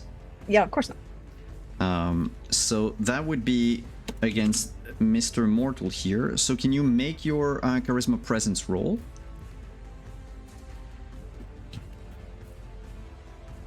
3 successes. 2 successes. So he's gonna run in fails. fear. Yes. He is unable to act other than in their own defense, backing off for a turn, and the vampires are unaffected. What do you shout out? Well, no, that's if I fail. If I win, they run in fear. Yeah, they run in fear. That's what I said. He runs in fear. Yeah. But I want to know, what do you say through your Melpomene? Oh, wait, hold on. I have to do this in the right voice. Ooh. Oh, what is it? It's the line. She would use it because he's immortal, and she's going to say, "Oh, look. We have friends in the woods now. Do you remember the Blair Witch Project, little one?" He's gonna go stand in a corner. He's gonna go stand in a corner and just not say shit. All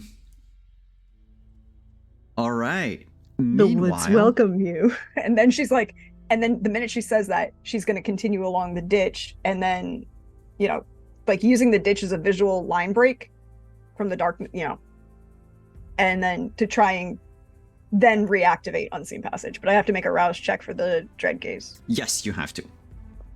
Does Melpomene require Melpomene is free, and which is why it's very difficult, because Melpomene says it's free. Yeah. Yeah, no, Dread Gaze is... Yeah, because it's free to... So Melpomene is a meta magic option on your discipline. Yeah, it's fine. Oh no, you're slightly pickish. Yeah, I'm okay. Meanwhile, I need to just check something. Can you roll... Wow, which one is it? Can you roll 8 dice? Oh no, wait, that's even more than that. Oh boy. Where's my potency? Can you just roll? I'm gonna have you roll Casimir for a sec. Oh, okay. Okay. Oh, by the way, what's your blood potency?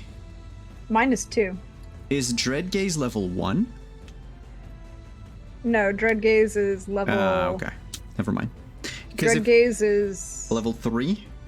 Yeah, Dread Gaze is level... yeah, okay. 2. Dread Gaze is level...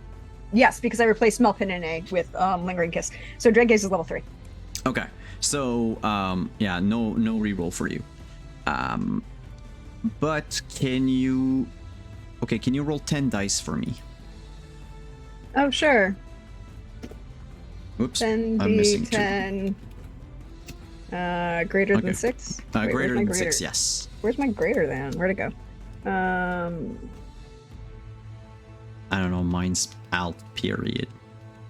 There we go, right? Yeah, that's a lot of successes. Correctly. Yeah, and he has a 6 on his so it's not a critical success or anything.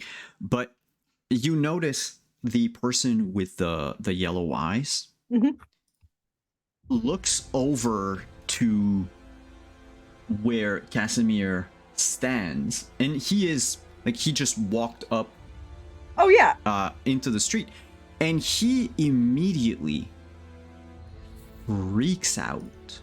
Aww. Gets out of the car. She can't wait to hear what he made this guy see. Oh, no. He just forced that vampire into a frenzy. Oh, that works too. Yeah, no, he throws himself out of the car at like the nearest person he was talking, like not the nearest he was talking to, because that one ran away, but the other one, he just grabs him by the neck and slams his head onto the pavement and begins to just like suck at his, like bite and suck at his throat. It's the end of the first turn, like the surprise turn. I'm going to tell you right now what's going to happen is so the frenzied one, you have no idea what he's going to do. That's going to be purely random depending on what happens. The 3 other folks that are left there. 4. 4, yes, sorry. The 4 other folks, only took out 3. Yeah, so 2 of them are going to fire at Casimir. Like, they're going to fire at Casimir. The 2 other are going to fire at you. And at the same time, the sedan the other sedan that no one, came out of. 2 other people are going to come out, the driver and the front passenger. No, I'm sorry. The driver, the front passenger, and from this sedan, the driver also. So by the end of the turn, you're going to have 3 more that are going to take the place of the 3 ones that are missing, and 2 each that are going to attack you. This is what you see them getting ready to fire. What do you do? So they're getting ready to fire. Yeah, 2 of them are going to shower you in lead. How close are they? I mean, I was using the ditch as kind of a cover, but so imagine they would be maybe, if we're in feet, let's say like a 30 to 40 feet away. Not impossible to reach if you wanted to get up into their face, but close enough that they wouldn't have. They would be within like ideal range for their weapons. It's not the word I'm looking for. There's a term for it, but yeah, it's in it's like the 7 yards for pistols. Yeah, it's standard range. She's gonna. What am I gonna do? Oh, I know what I'm gonna do. Screw this. She's going to dive to the side and use the ditch as cover, because if she's prone, it's harder to hit, and she's going to fall backwards, kind of thing, right? Like extend the distance and keep moving, running around the far side of the cars towards where she sees the sedan opening its door. All right. Yeah. Sorry.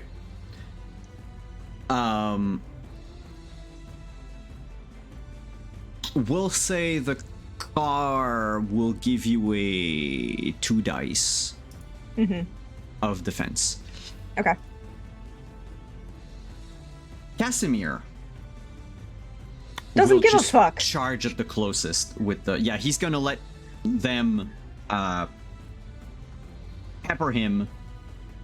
We'll see about that, but he's enjoying himself a little too much. So look, he's had a bad week. Mehmet just called on a shitty day, Yeah. Where are my friends? There you go. Physical fire. Okay, it's okay, so they get 6 dice. They're fairly consistent in their dice pool. That's awesome. And you're taking a defense action. So that is 4 for them. Advanced conflict.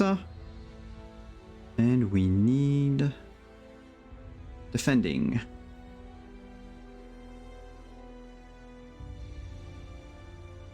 Yeah, cover. Oh, okay. Yeah, no, that makes sense. Okay. So basically it doesn't you do not get anything for the cover. You just make your roll for to protect yourself, basically. It's what it allows you to do. My bad. Okay, so in this case so that would be Dex, and it's oddly enough it would be like Dex and firearms. Okay, that makes sense.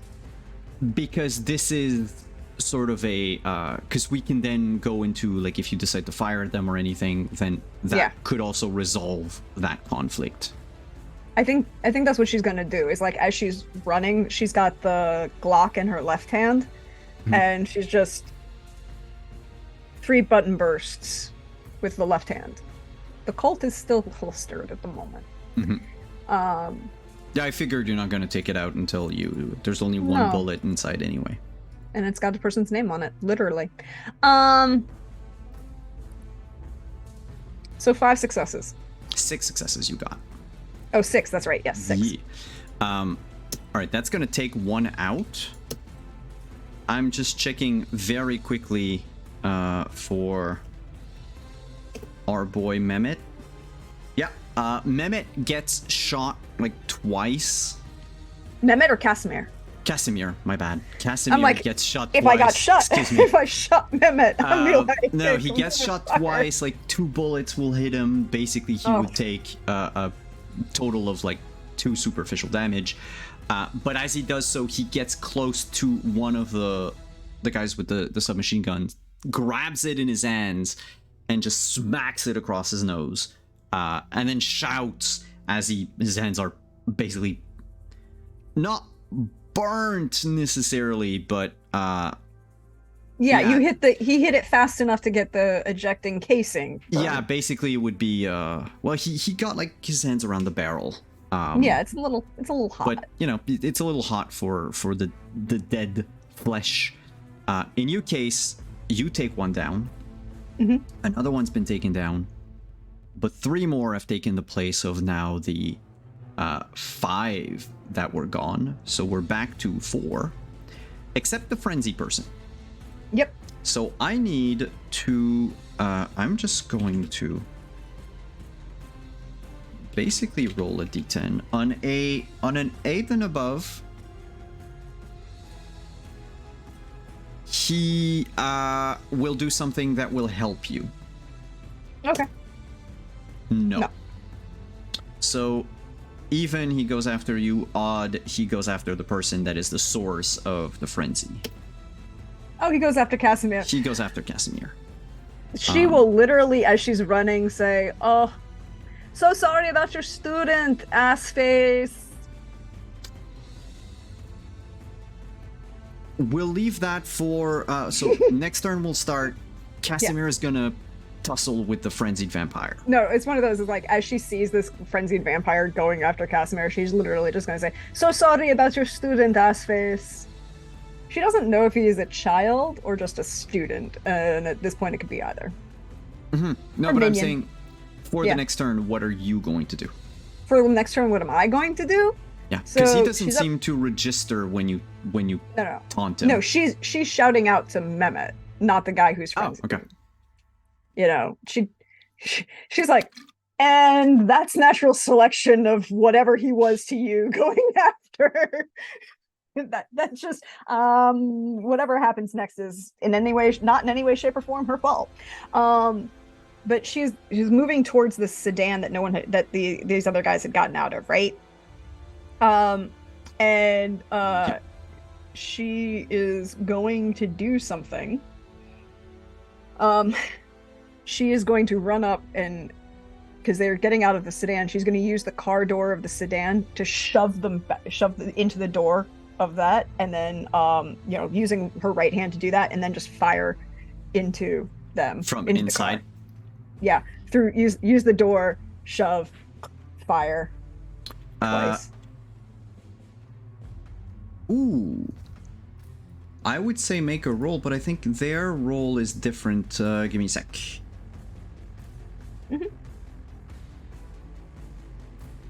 Okay, theirs is going to be strength and firearms because they're going to try to push the door open to be able to fire back, which means they get 1 less die. So can you roll your dex firearms against mine, and whoever succeeds, well, we'll see what happens. Right now it would be difficulty 3. How about 4? No, you rolled Or no 4 dice, success. but you got nothing. I got 2 successes. Yeah, that's weird. You got 2 successes, but the difficulty would be 3 right now. Yeah, so it still doesn't work. It's fine. Yeah. So if you leave it as is, what happens is you will take well, it's halved superficial, so that means it would be round up. So you would take 1 superficial damage, unless you have fortitude with like something physical. No, I don't have fortitude for physical. I just Okay, so do you have? 1 set of superficial damage. Yeah, I mean it's not the end of the world either. I'm just trying to find my conflicts here. I don't think this is a crippling injury. It's a difference of 1 die. Yeah, no, I know. I'm trying to find the because there is a conflict resolution mechanic in here that I am evidently missing. Ah, there it is. Conflict. I just want to see something. Yeah, that's fine. That is fine. Yeah, you can't dodge bullets. That's fine. Damage is what I wanted to see. Okay. Weapons. Yes. Round up before applying it to the tracker. Okay, there's no... Sorry, I wasn't sure if, like, stamina had something to do with it again. But no. So it's just straight up one superficial. See, you feel the heat of, the, like, one bullet getting into you as you keep firing. Right now, that person has been wounded, but they're not out for the count. Yeah, it's fine. You would notice, though, this close to the door, that there's no one else in the sedan. It seems that both sedans had a vampire and a human. Mm-hmm. Which, speaking of this other vampire, it worked so well the first time, so Casimir is going to do the same thing again, but reverse. And he's going to tell that vampire to sit the fuck down.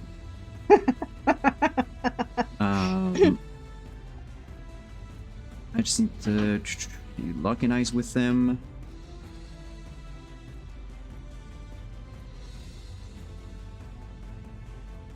Yeah, okay.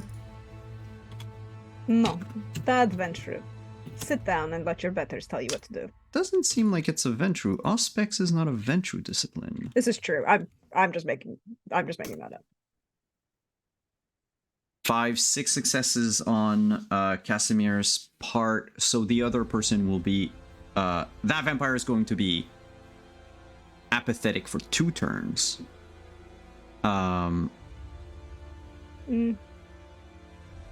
It is not a critical win, so it doesn't end their frenzy, but it does like stun them. No, it is a critical win because you have a crit and as part of your win. Oh yeah, right, because I got 2 10s.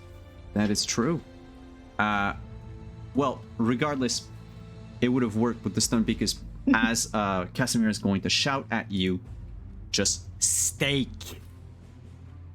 Oh, she's got like the door she's holding. She's gonna, because she's probably done this before, flip the gun up in the air, pull the stake with her left hand from the belt, throw it, and then catch the gun as it comes down.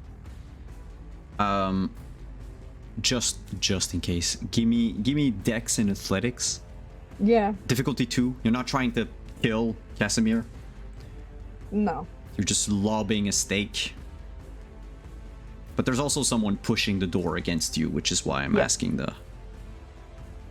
2 successes. Yeah. So you'll be able to, throw the gun up, lob the stake, catch the gun without, having the guy inside being able to push the door completely open. You're being very rude where adults are talking. Is what she says through the door. For his turn inside, he's going to do the same thing. Fire at you. The others are going to go after Casimir because he's out there in the open. Yeah. So if you could give me the same Dex and Firearm, difficulty 3. Mm-hmm. And we're gonna check with Casimir.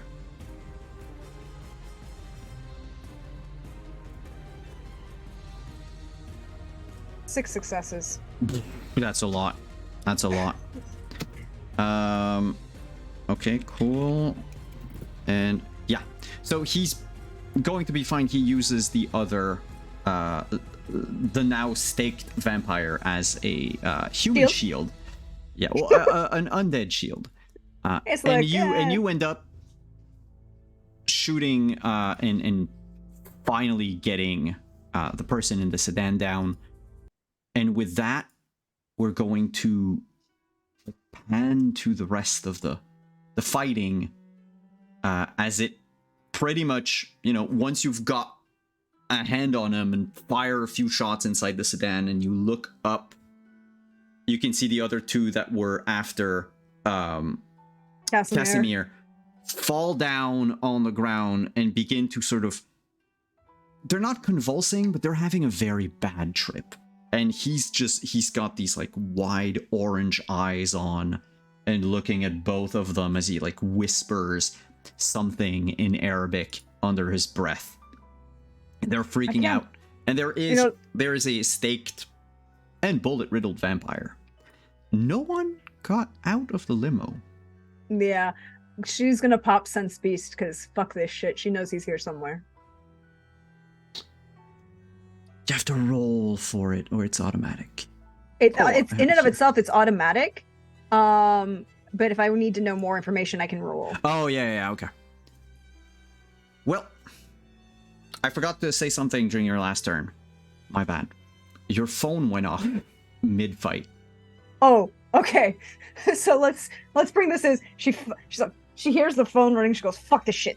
Fires into the guy then slams the door. That's what kills him. Pulls open the phone. She looks at it. The office of Martin Hilkers.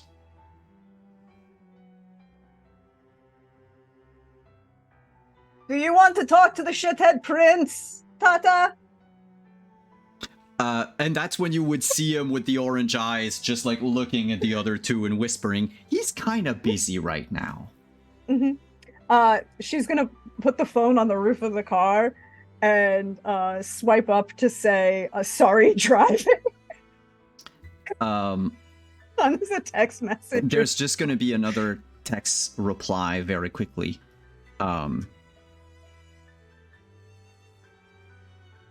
Job offer.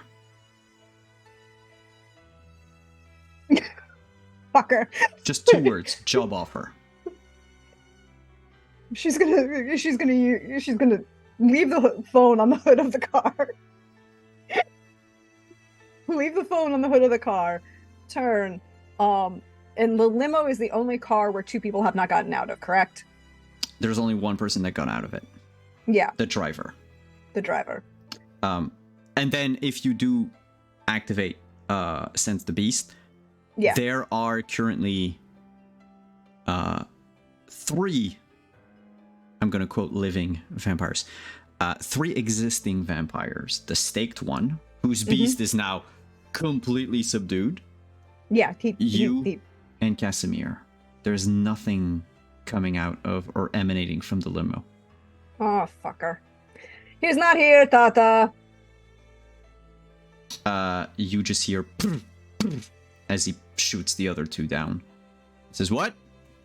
Oh, he's not here. Do we want to talk to him? What do you mean he's not here? Tata, open your eyes. And she kind of like widens them. He walks. He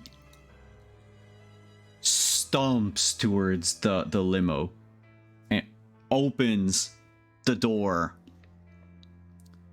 reaches inside, and retrieves a bloody dead human whose general appearance at a glance, for those of you, and I'm going to plug our Legend Keeper here, for those of you who want to see Mehmet in the Legend Keeper, he's right there, but he would look very much like Mehmet.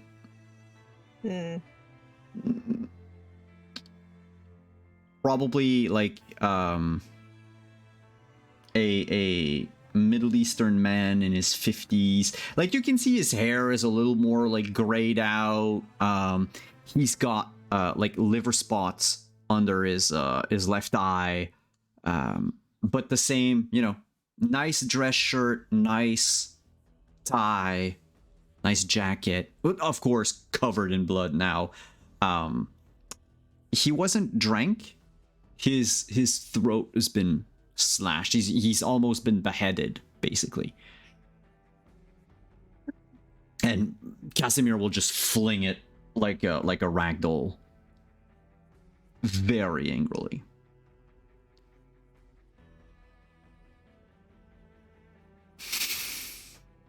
So, do you want to bet that he's on the other line on the other end of this phone that I'm about to ring? Sure, let's hear it. She's left the phone on the hood of the car and hits read dial. It barely rings once, and you hear the prince's familiar voice. I wasn't expecting a reply so soon. Mr. Duval told me that you were quite busy. I am quite busy myself, but I felt like this had to go through me and not Mr. Johnson, or even Caleb. I have thought it long and hard last night and tonight. And despite our differences, Miss Winters,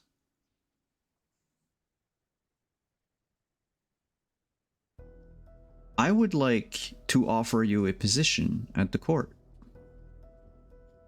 She hits the mute button so Hilkers can keep talking, but he won't hear. She turns and looks at Casimir and laughs.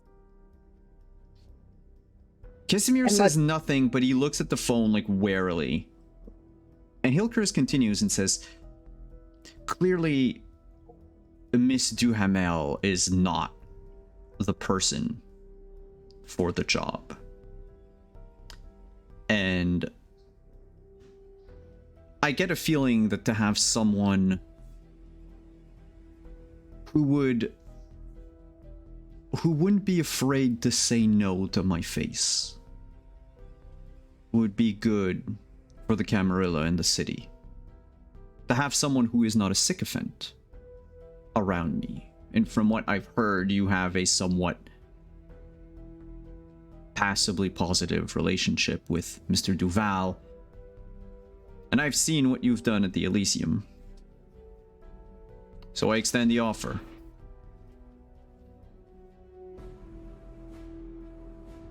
Hello?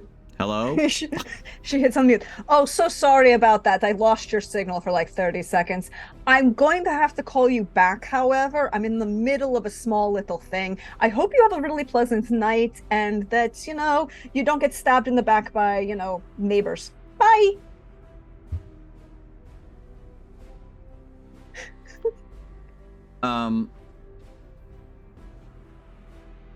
Casimir looks at you and goes, unorthodox. Could have gone both ways. When has Aventru ever offered us a position in the court? Like I said, unorthodox. I don't think this Hilgers is someone revolutionary. But Tata. Well, never mind anything that I could say. I think you just gave your answer. What I'm wondering is, that other harpy, does she know about it? Probably not. He left her alive after the insult she gave you.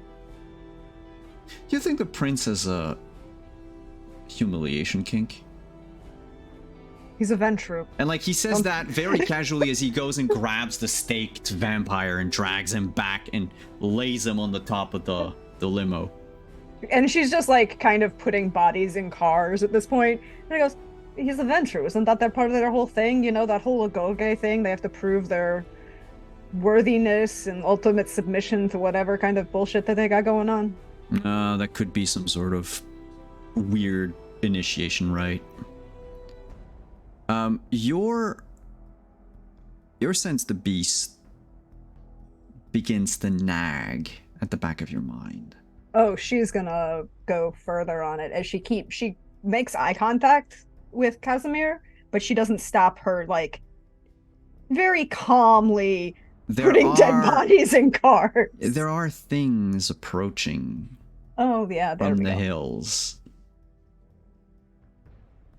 4 of them. 2 on each side. Actually, well, imagine like a 4-point pincer going close. For you to sense them and not see them within your regular like eyesight, they're far enough away. They would have to be beings made of pure rage. Oh, look, werewolves. And Casimir goes, yeah, I think we might have overextended our stay. It's too bad. Hold on. One more thing. Countryside's One more thing. nice. It was very nice. And she's going to like just pick up, like reach in the glove box and pull out like a pen and a piece of paper. It's like, we're sorry for the mess. You can take all of charge anything that you want to Mehmet Benici, and then she'll write one of his random bank accounts, like that she has found but hasn't drained yet, on that piece of paper, and like tuck it under the windshield and get going. It's like, and she goes, sorry. Casimir is going to unstake the vampire, who just begins to freak out, and he's going to just stab his hand with the stake through the roof of the limo. Double tap his shoulder and say good luck. And the two of you will leave with the cries like, he's gonna kill you, he's gonna kill you. Wait, as he says that, she's gonna turn for half a second, look at him, and go, I was going to be nice. Tata, we can't let them have him.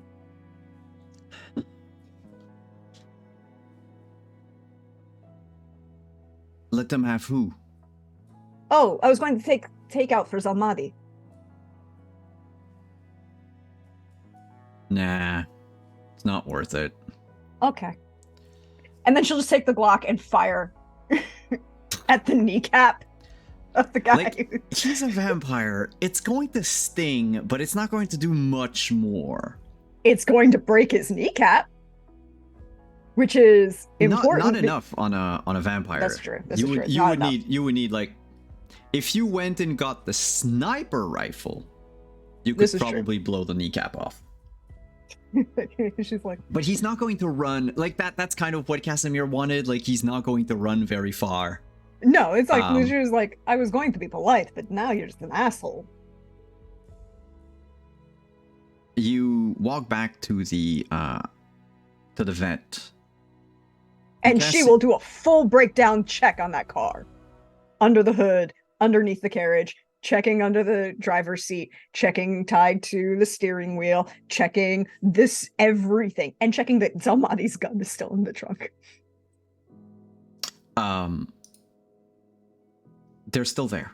The presence that you felt are way more interested by the sound of fighting that happened. And so while they might have come near the vet earlier, you don't think your two shots were probably what prompted them to investigate. Yeah, but she's not really worried about the lupines in the car. She's worried about Mehmet in the car and car bombs. Can you give me give me investigation. Give me int and investigation. Okay, I can do that.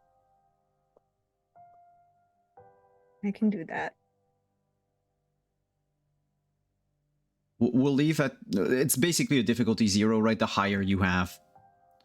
1 success. 1 success. The car hasn't been touched. You open the hood. Everything is as it was. None of the tires have been slashed. That would have been obvious. The trunk was locked as you had left it.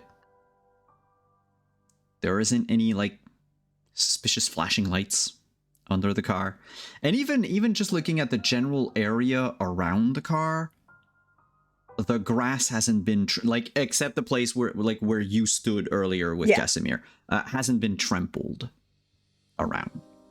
So if anyone did do something, it would have had to be something very surreptitious, very sneaky. But as you sit in the car, Casimir's phone goes off. Well, not Casimir. Yeah, Casimir's phone. He takes it. It's an unknown number, but he, like, just like you did, he puts it on the dash. And It's Mehmet's voice. It comes out that says, "Well, it looks like I'm in Montreal now, old chap. You should give me your address so I can come visit. I mean, give me the address of the parking lot or the junkyard you're probably staying at with your child. I hope you enjoyed going through my expendables." And in perfect Arabic, she says, well, they're enjoying being dog chews now. Mm. And if you're looking for me, and she'll rattle off the address of where they had the Elysium. I've been offered a new position, don't you know? Interesting. Mm-hmm. And I'm seriously contemplating it. Does that position by any chance requires the presence of Miss Reynolds? No, actually. And you hear a muffled woman's voice in the back. And she doesn't react. She goes, but you know what it does require the presence of?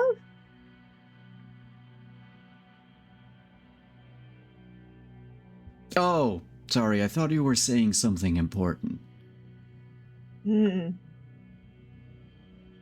My ears tend to tune out the drivel of the peasantry.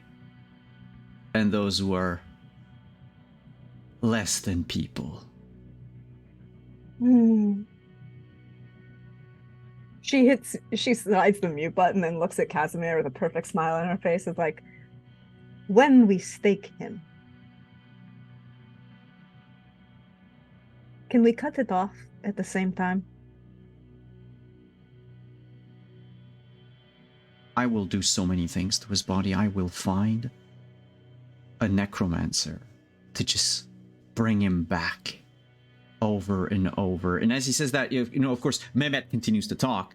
And he says, okay, so if you do not need Miss Reynolds, actually, there's one thing I do need from Miss Reynolds, as she says, and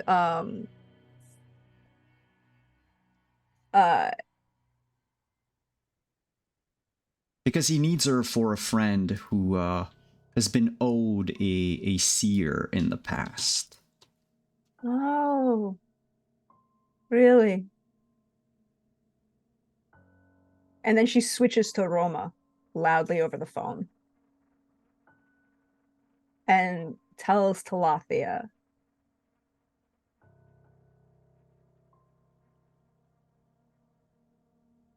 don't let them take you. End it how you can, but do not leave that space.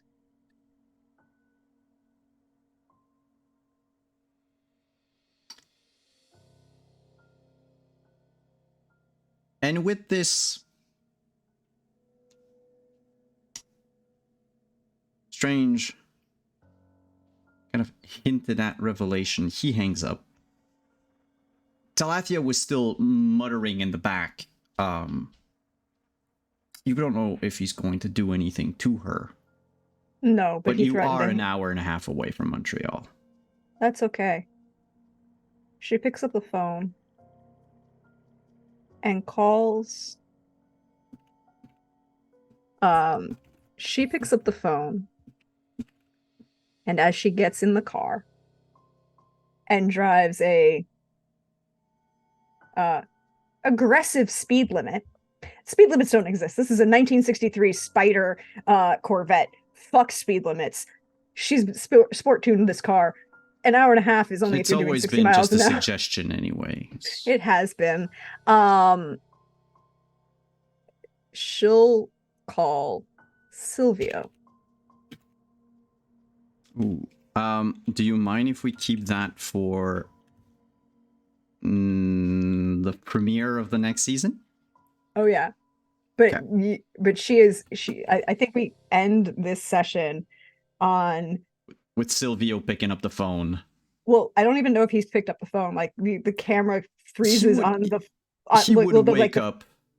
Well, no, I think it's just like the image of the car at full speed, and top end speed on a Corvette Spider is 180 miles an hour. I'm not gonna. She's probably not. She's doing over 100 miles an hour. Yeah, 100. 100 miles an hour. I would say plus. if you want it safe on our roads, because there's way more potholes than on your end. If you want it safe, it's normally 90 miles an hour. You're above limit anyway. But like if you're a good enough driver, you're not gonna have any issues. More than that, if that sneaky pothole catches you, because it happens, there's gonna be maybe a delay in when you're going to she is going as fast as this car will go in an aggressive manner. Oh yeah, it's going to take you like 45 minutes to get back and not an hour and a half. Yeah, but I think what we see is the car, we focus in on her hitting the dial button and the phone ringing as the camera pulls back. And yes, Silvio's going to answer, but the end of the scene is the phone ringing with just Silvio's name and it's her Florica Winters, you know. Well, Silvio, I think we'll confirm with Pope, but I think Silvio anyway knows you and Lucky at the very least because of in the very first episode, Flori introduced herself as the young Mediterranean girl and talked with all of the guys at the restaurant and, you know, made all of these made a point of greeting them all and but she's using her Flori Winters art repatriationist art historian phone, like actual person phone, because she's about to call in the mob. Fuck Mehmet, fuck him all over. By the way, that implication, fuck that, Simon, fuck that implication so hard. I know. I have one more scene at the end of that I've been waiting like an entire season for. So as we end this, we're gonna have our credits, right? And then we have our post-credit scene. It's Martin Hilkers in his office, looking at his phone, having hung up with Flori.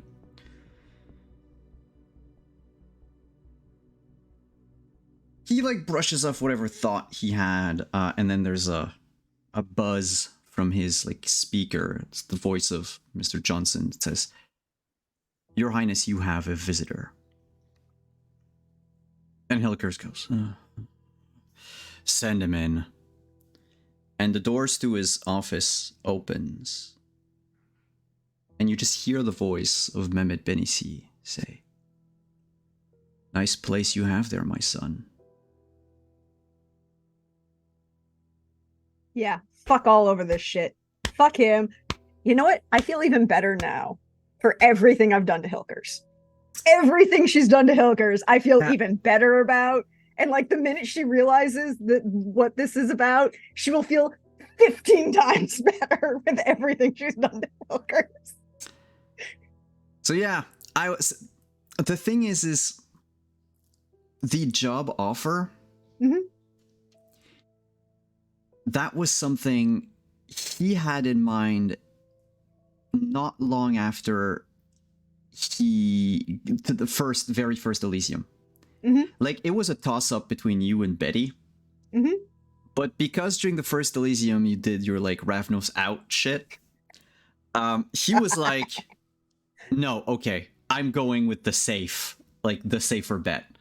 Which would have been hilarious if you had gotten that position and accepted with like what's been happening now. But he was going to call you again following the second Elysium because he's like, definitely, like he said, you know, there's a limit to how many sycophants you want with you. The thing is just how much is he in the pocket of his dad? Dad who seems to know about Roma Seer debt. The cats are fighting. Can you do your outros? I'll be right back. Oh, I can. And I can chill for a little while. So yeah, everybody, that's gonna be a thing. That's gonna be a whole thing. That's gonna be a whole thing. And I was like, we're not gonna just kill Mehmet off in an interlude. That can't happen. He's gonna be an asshole. And I was right. I was right about how much of an asshole he's going to be. Fuck all of this shit. And Flori again, hashtag not the Ravnos' fault. Nothing that happened tonight is the Ravnos' fault. Oh, boys, I should. mean, Nothing happening tonight was the Ravnos' fault. technically, the entire spat with Mehmet and all of this is because Mehmet's of fault. It's Mehmet's fault. there used to It's- be a coterie of vampire that Jardani was part of. So it is a Ravnos' fault. No. Mehmet's whole bullshit is his fault. Everything that has happened to him this week is his fault. I don't know, Mehmet seems pretty blameless to me. Also, he's fairly racist, and I really did not, I did not like saying these Playing- things. I'm like, Playing him. yeah. I forgot. No. Like, he has to be 19th century racist. Yeah, he's a 19th century racist asshole for a reason. No. Everything that's happened is Mehmet's fault, Simon. Because remember, there's a reason she had to stop and pick up the gun and make sure she had the right bullet with the name on it for. Mhm. She's just returning it to him. Yeah. Look, it's just going to be an interesting 4th season. Yeah, it will. Fuck this shit. You want to fuck around like this with motherfucker? Flori has been in this city making friends with the right people, and that wasn't the Camarilla. Nope. But now we have Archons and a potential link between a Ventru and a Sabbat person. So she's not really a Sabbat elder. Anyway, with Val. So, maybe things are gonna go to shit. Maybe things aren't. Oh, everything's But going we've to got shit. It'll be great. We've got a new faction with what's his face, Santiago and his gang. There's a Camarilla, and now there's old world blood coming in and all that shit. So we're setting up the stage for season 4. I'm going to tell you this right now, Simon. By the way, Mhm.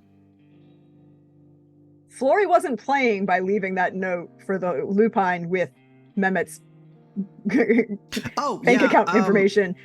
We'll see. If she doesn't get what she wants the normal way, she's not above sicking a shit ton of lupines on the Camarilla. She's fucking done with this asshole. Yeah, that would be interesting if you leave them free reign in Montreal. But that said, she doesn't have to stay. no one has to stay. That said, where can we find you? Okay, everybody. Hi, thank you, everyone. I am at Dearest Gentleman on Twitter, as long as that thing exists, and Prax the Bard over on Hive, Instagram, and Blue Sky. Apparently, that's a new thing. I'm figuring it out. Praxagorth Thesmiophorias, as you see me around here on Twitch, your friendly neighborhood Prax, and you will find me doing random pop-up streams, probably Saturday, maybe during the week. Playing Baldur's Gate 3. I am playing a half-drow druid, and we're working our way through hashtag half shovel will travel.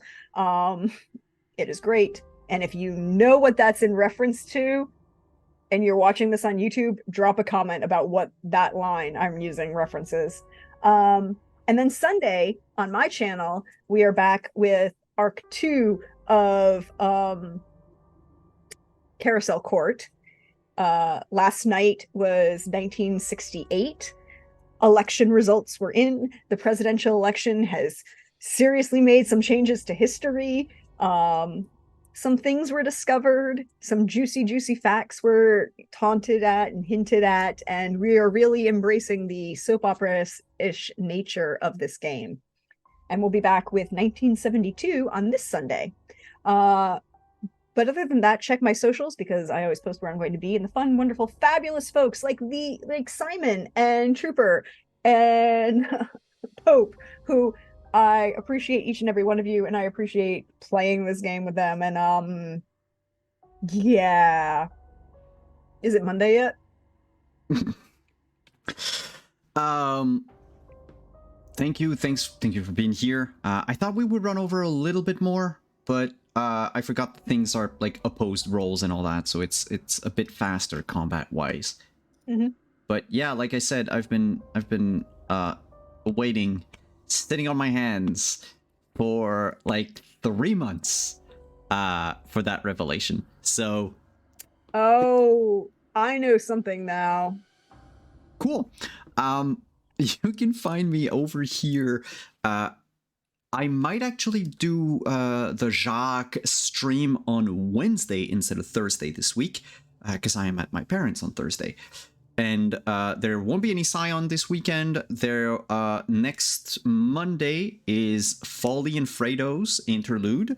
So I have it prepped up. I'm gonna try something new on Twitch. We'll see how it works. Because it's already been, you know, pre-recorded. So I'll be hanging out in chat as we have the game up. And this fantastic interlude. I can't wait for all of you to see. It was amazing. It was amazing. And then we're gonna have. I don't think I'm gonna take a break of a week, but I need to talk with the players anyway about that. Because technically, we were supposed to have Folly this week and then a break, and then we started on the 25th. So I'm still wondering whether or not do we not. We'll see about it. But otherwise, you know, check my Twitter, check my Blue Sky, Wandering DM all over the place. And for those who are interested, the late pledges for Werewolf Retaliation are still up on our stuff. If you go on our website, if you check out Kickstarter, well, I can't talk about a lot of other stuff, but Chapters is out if you want to get your hands on it. And yeah, can't wait to see you again very soon. Bye bye.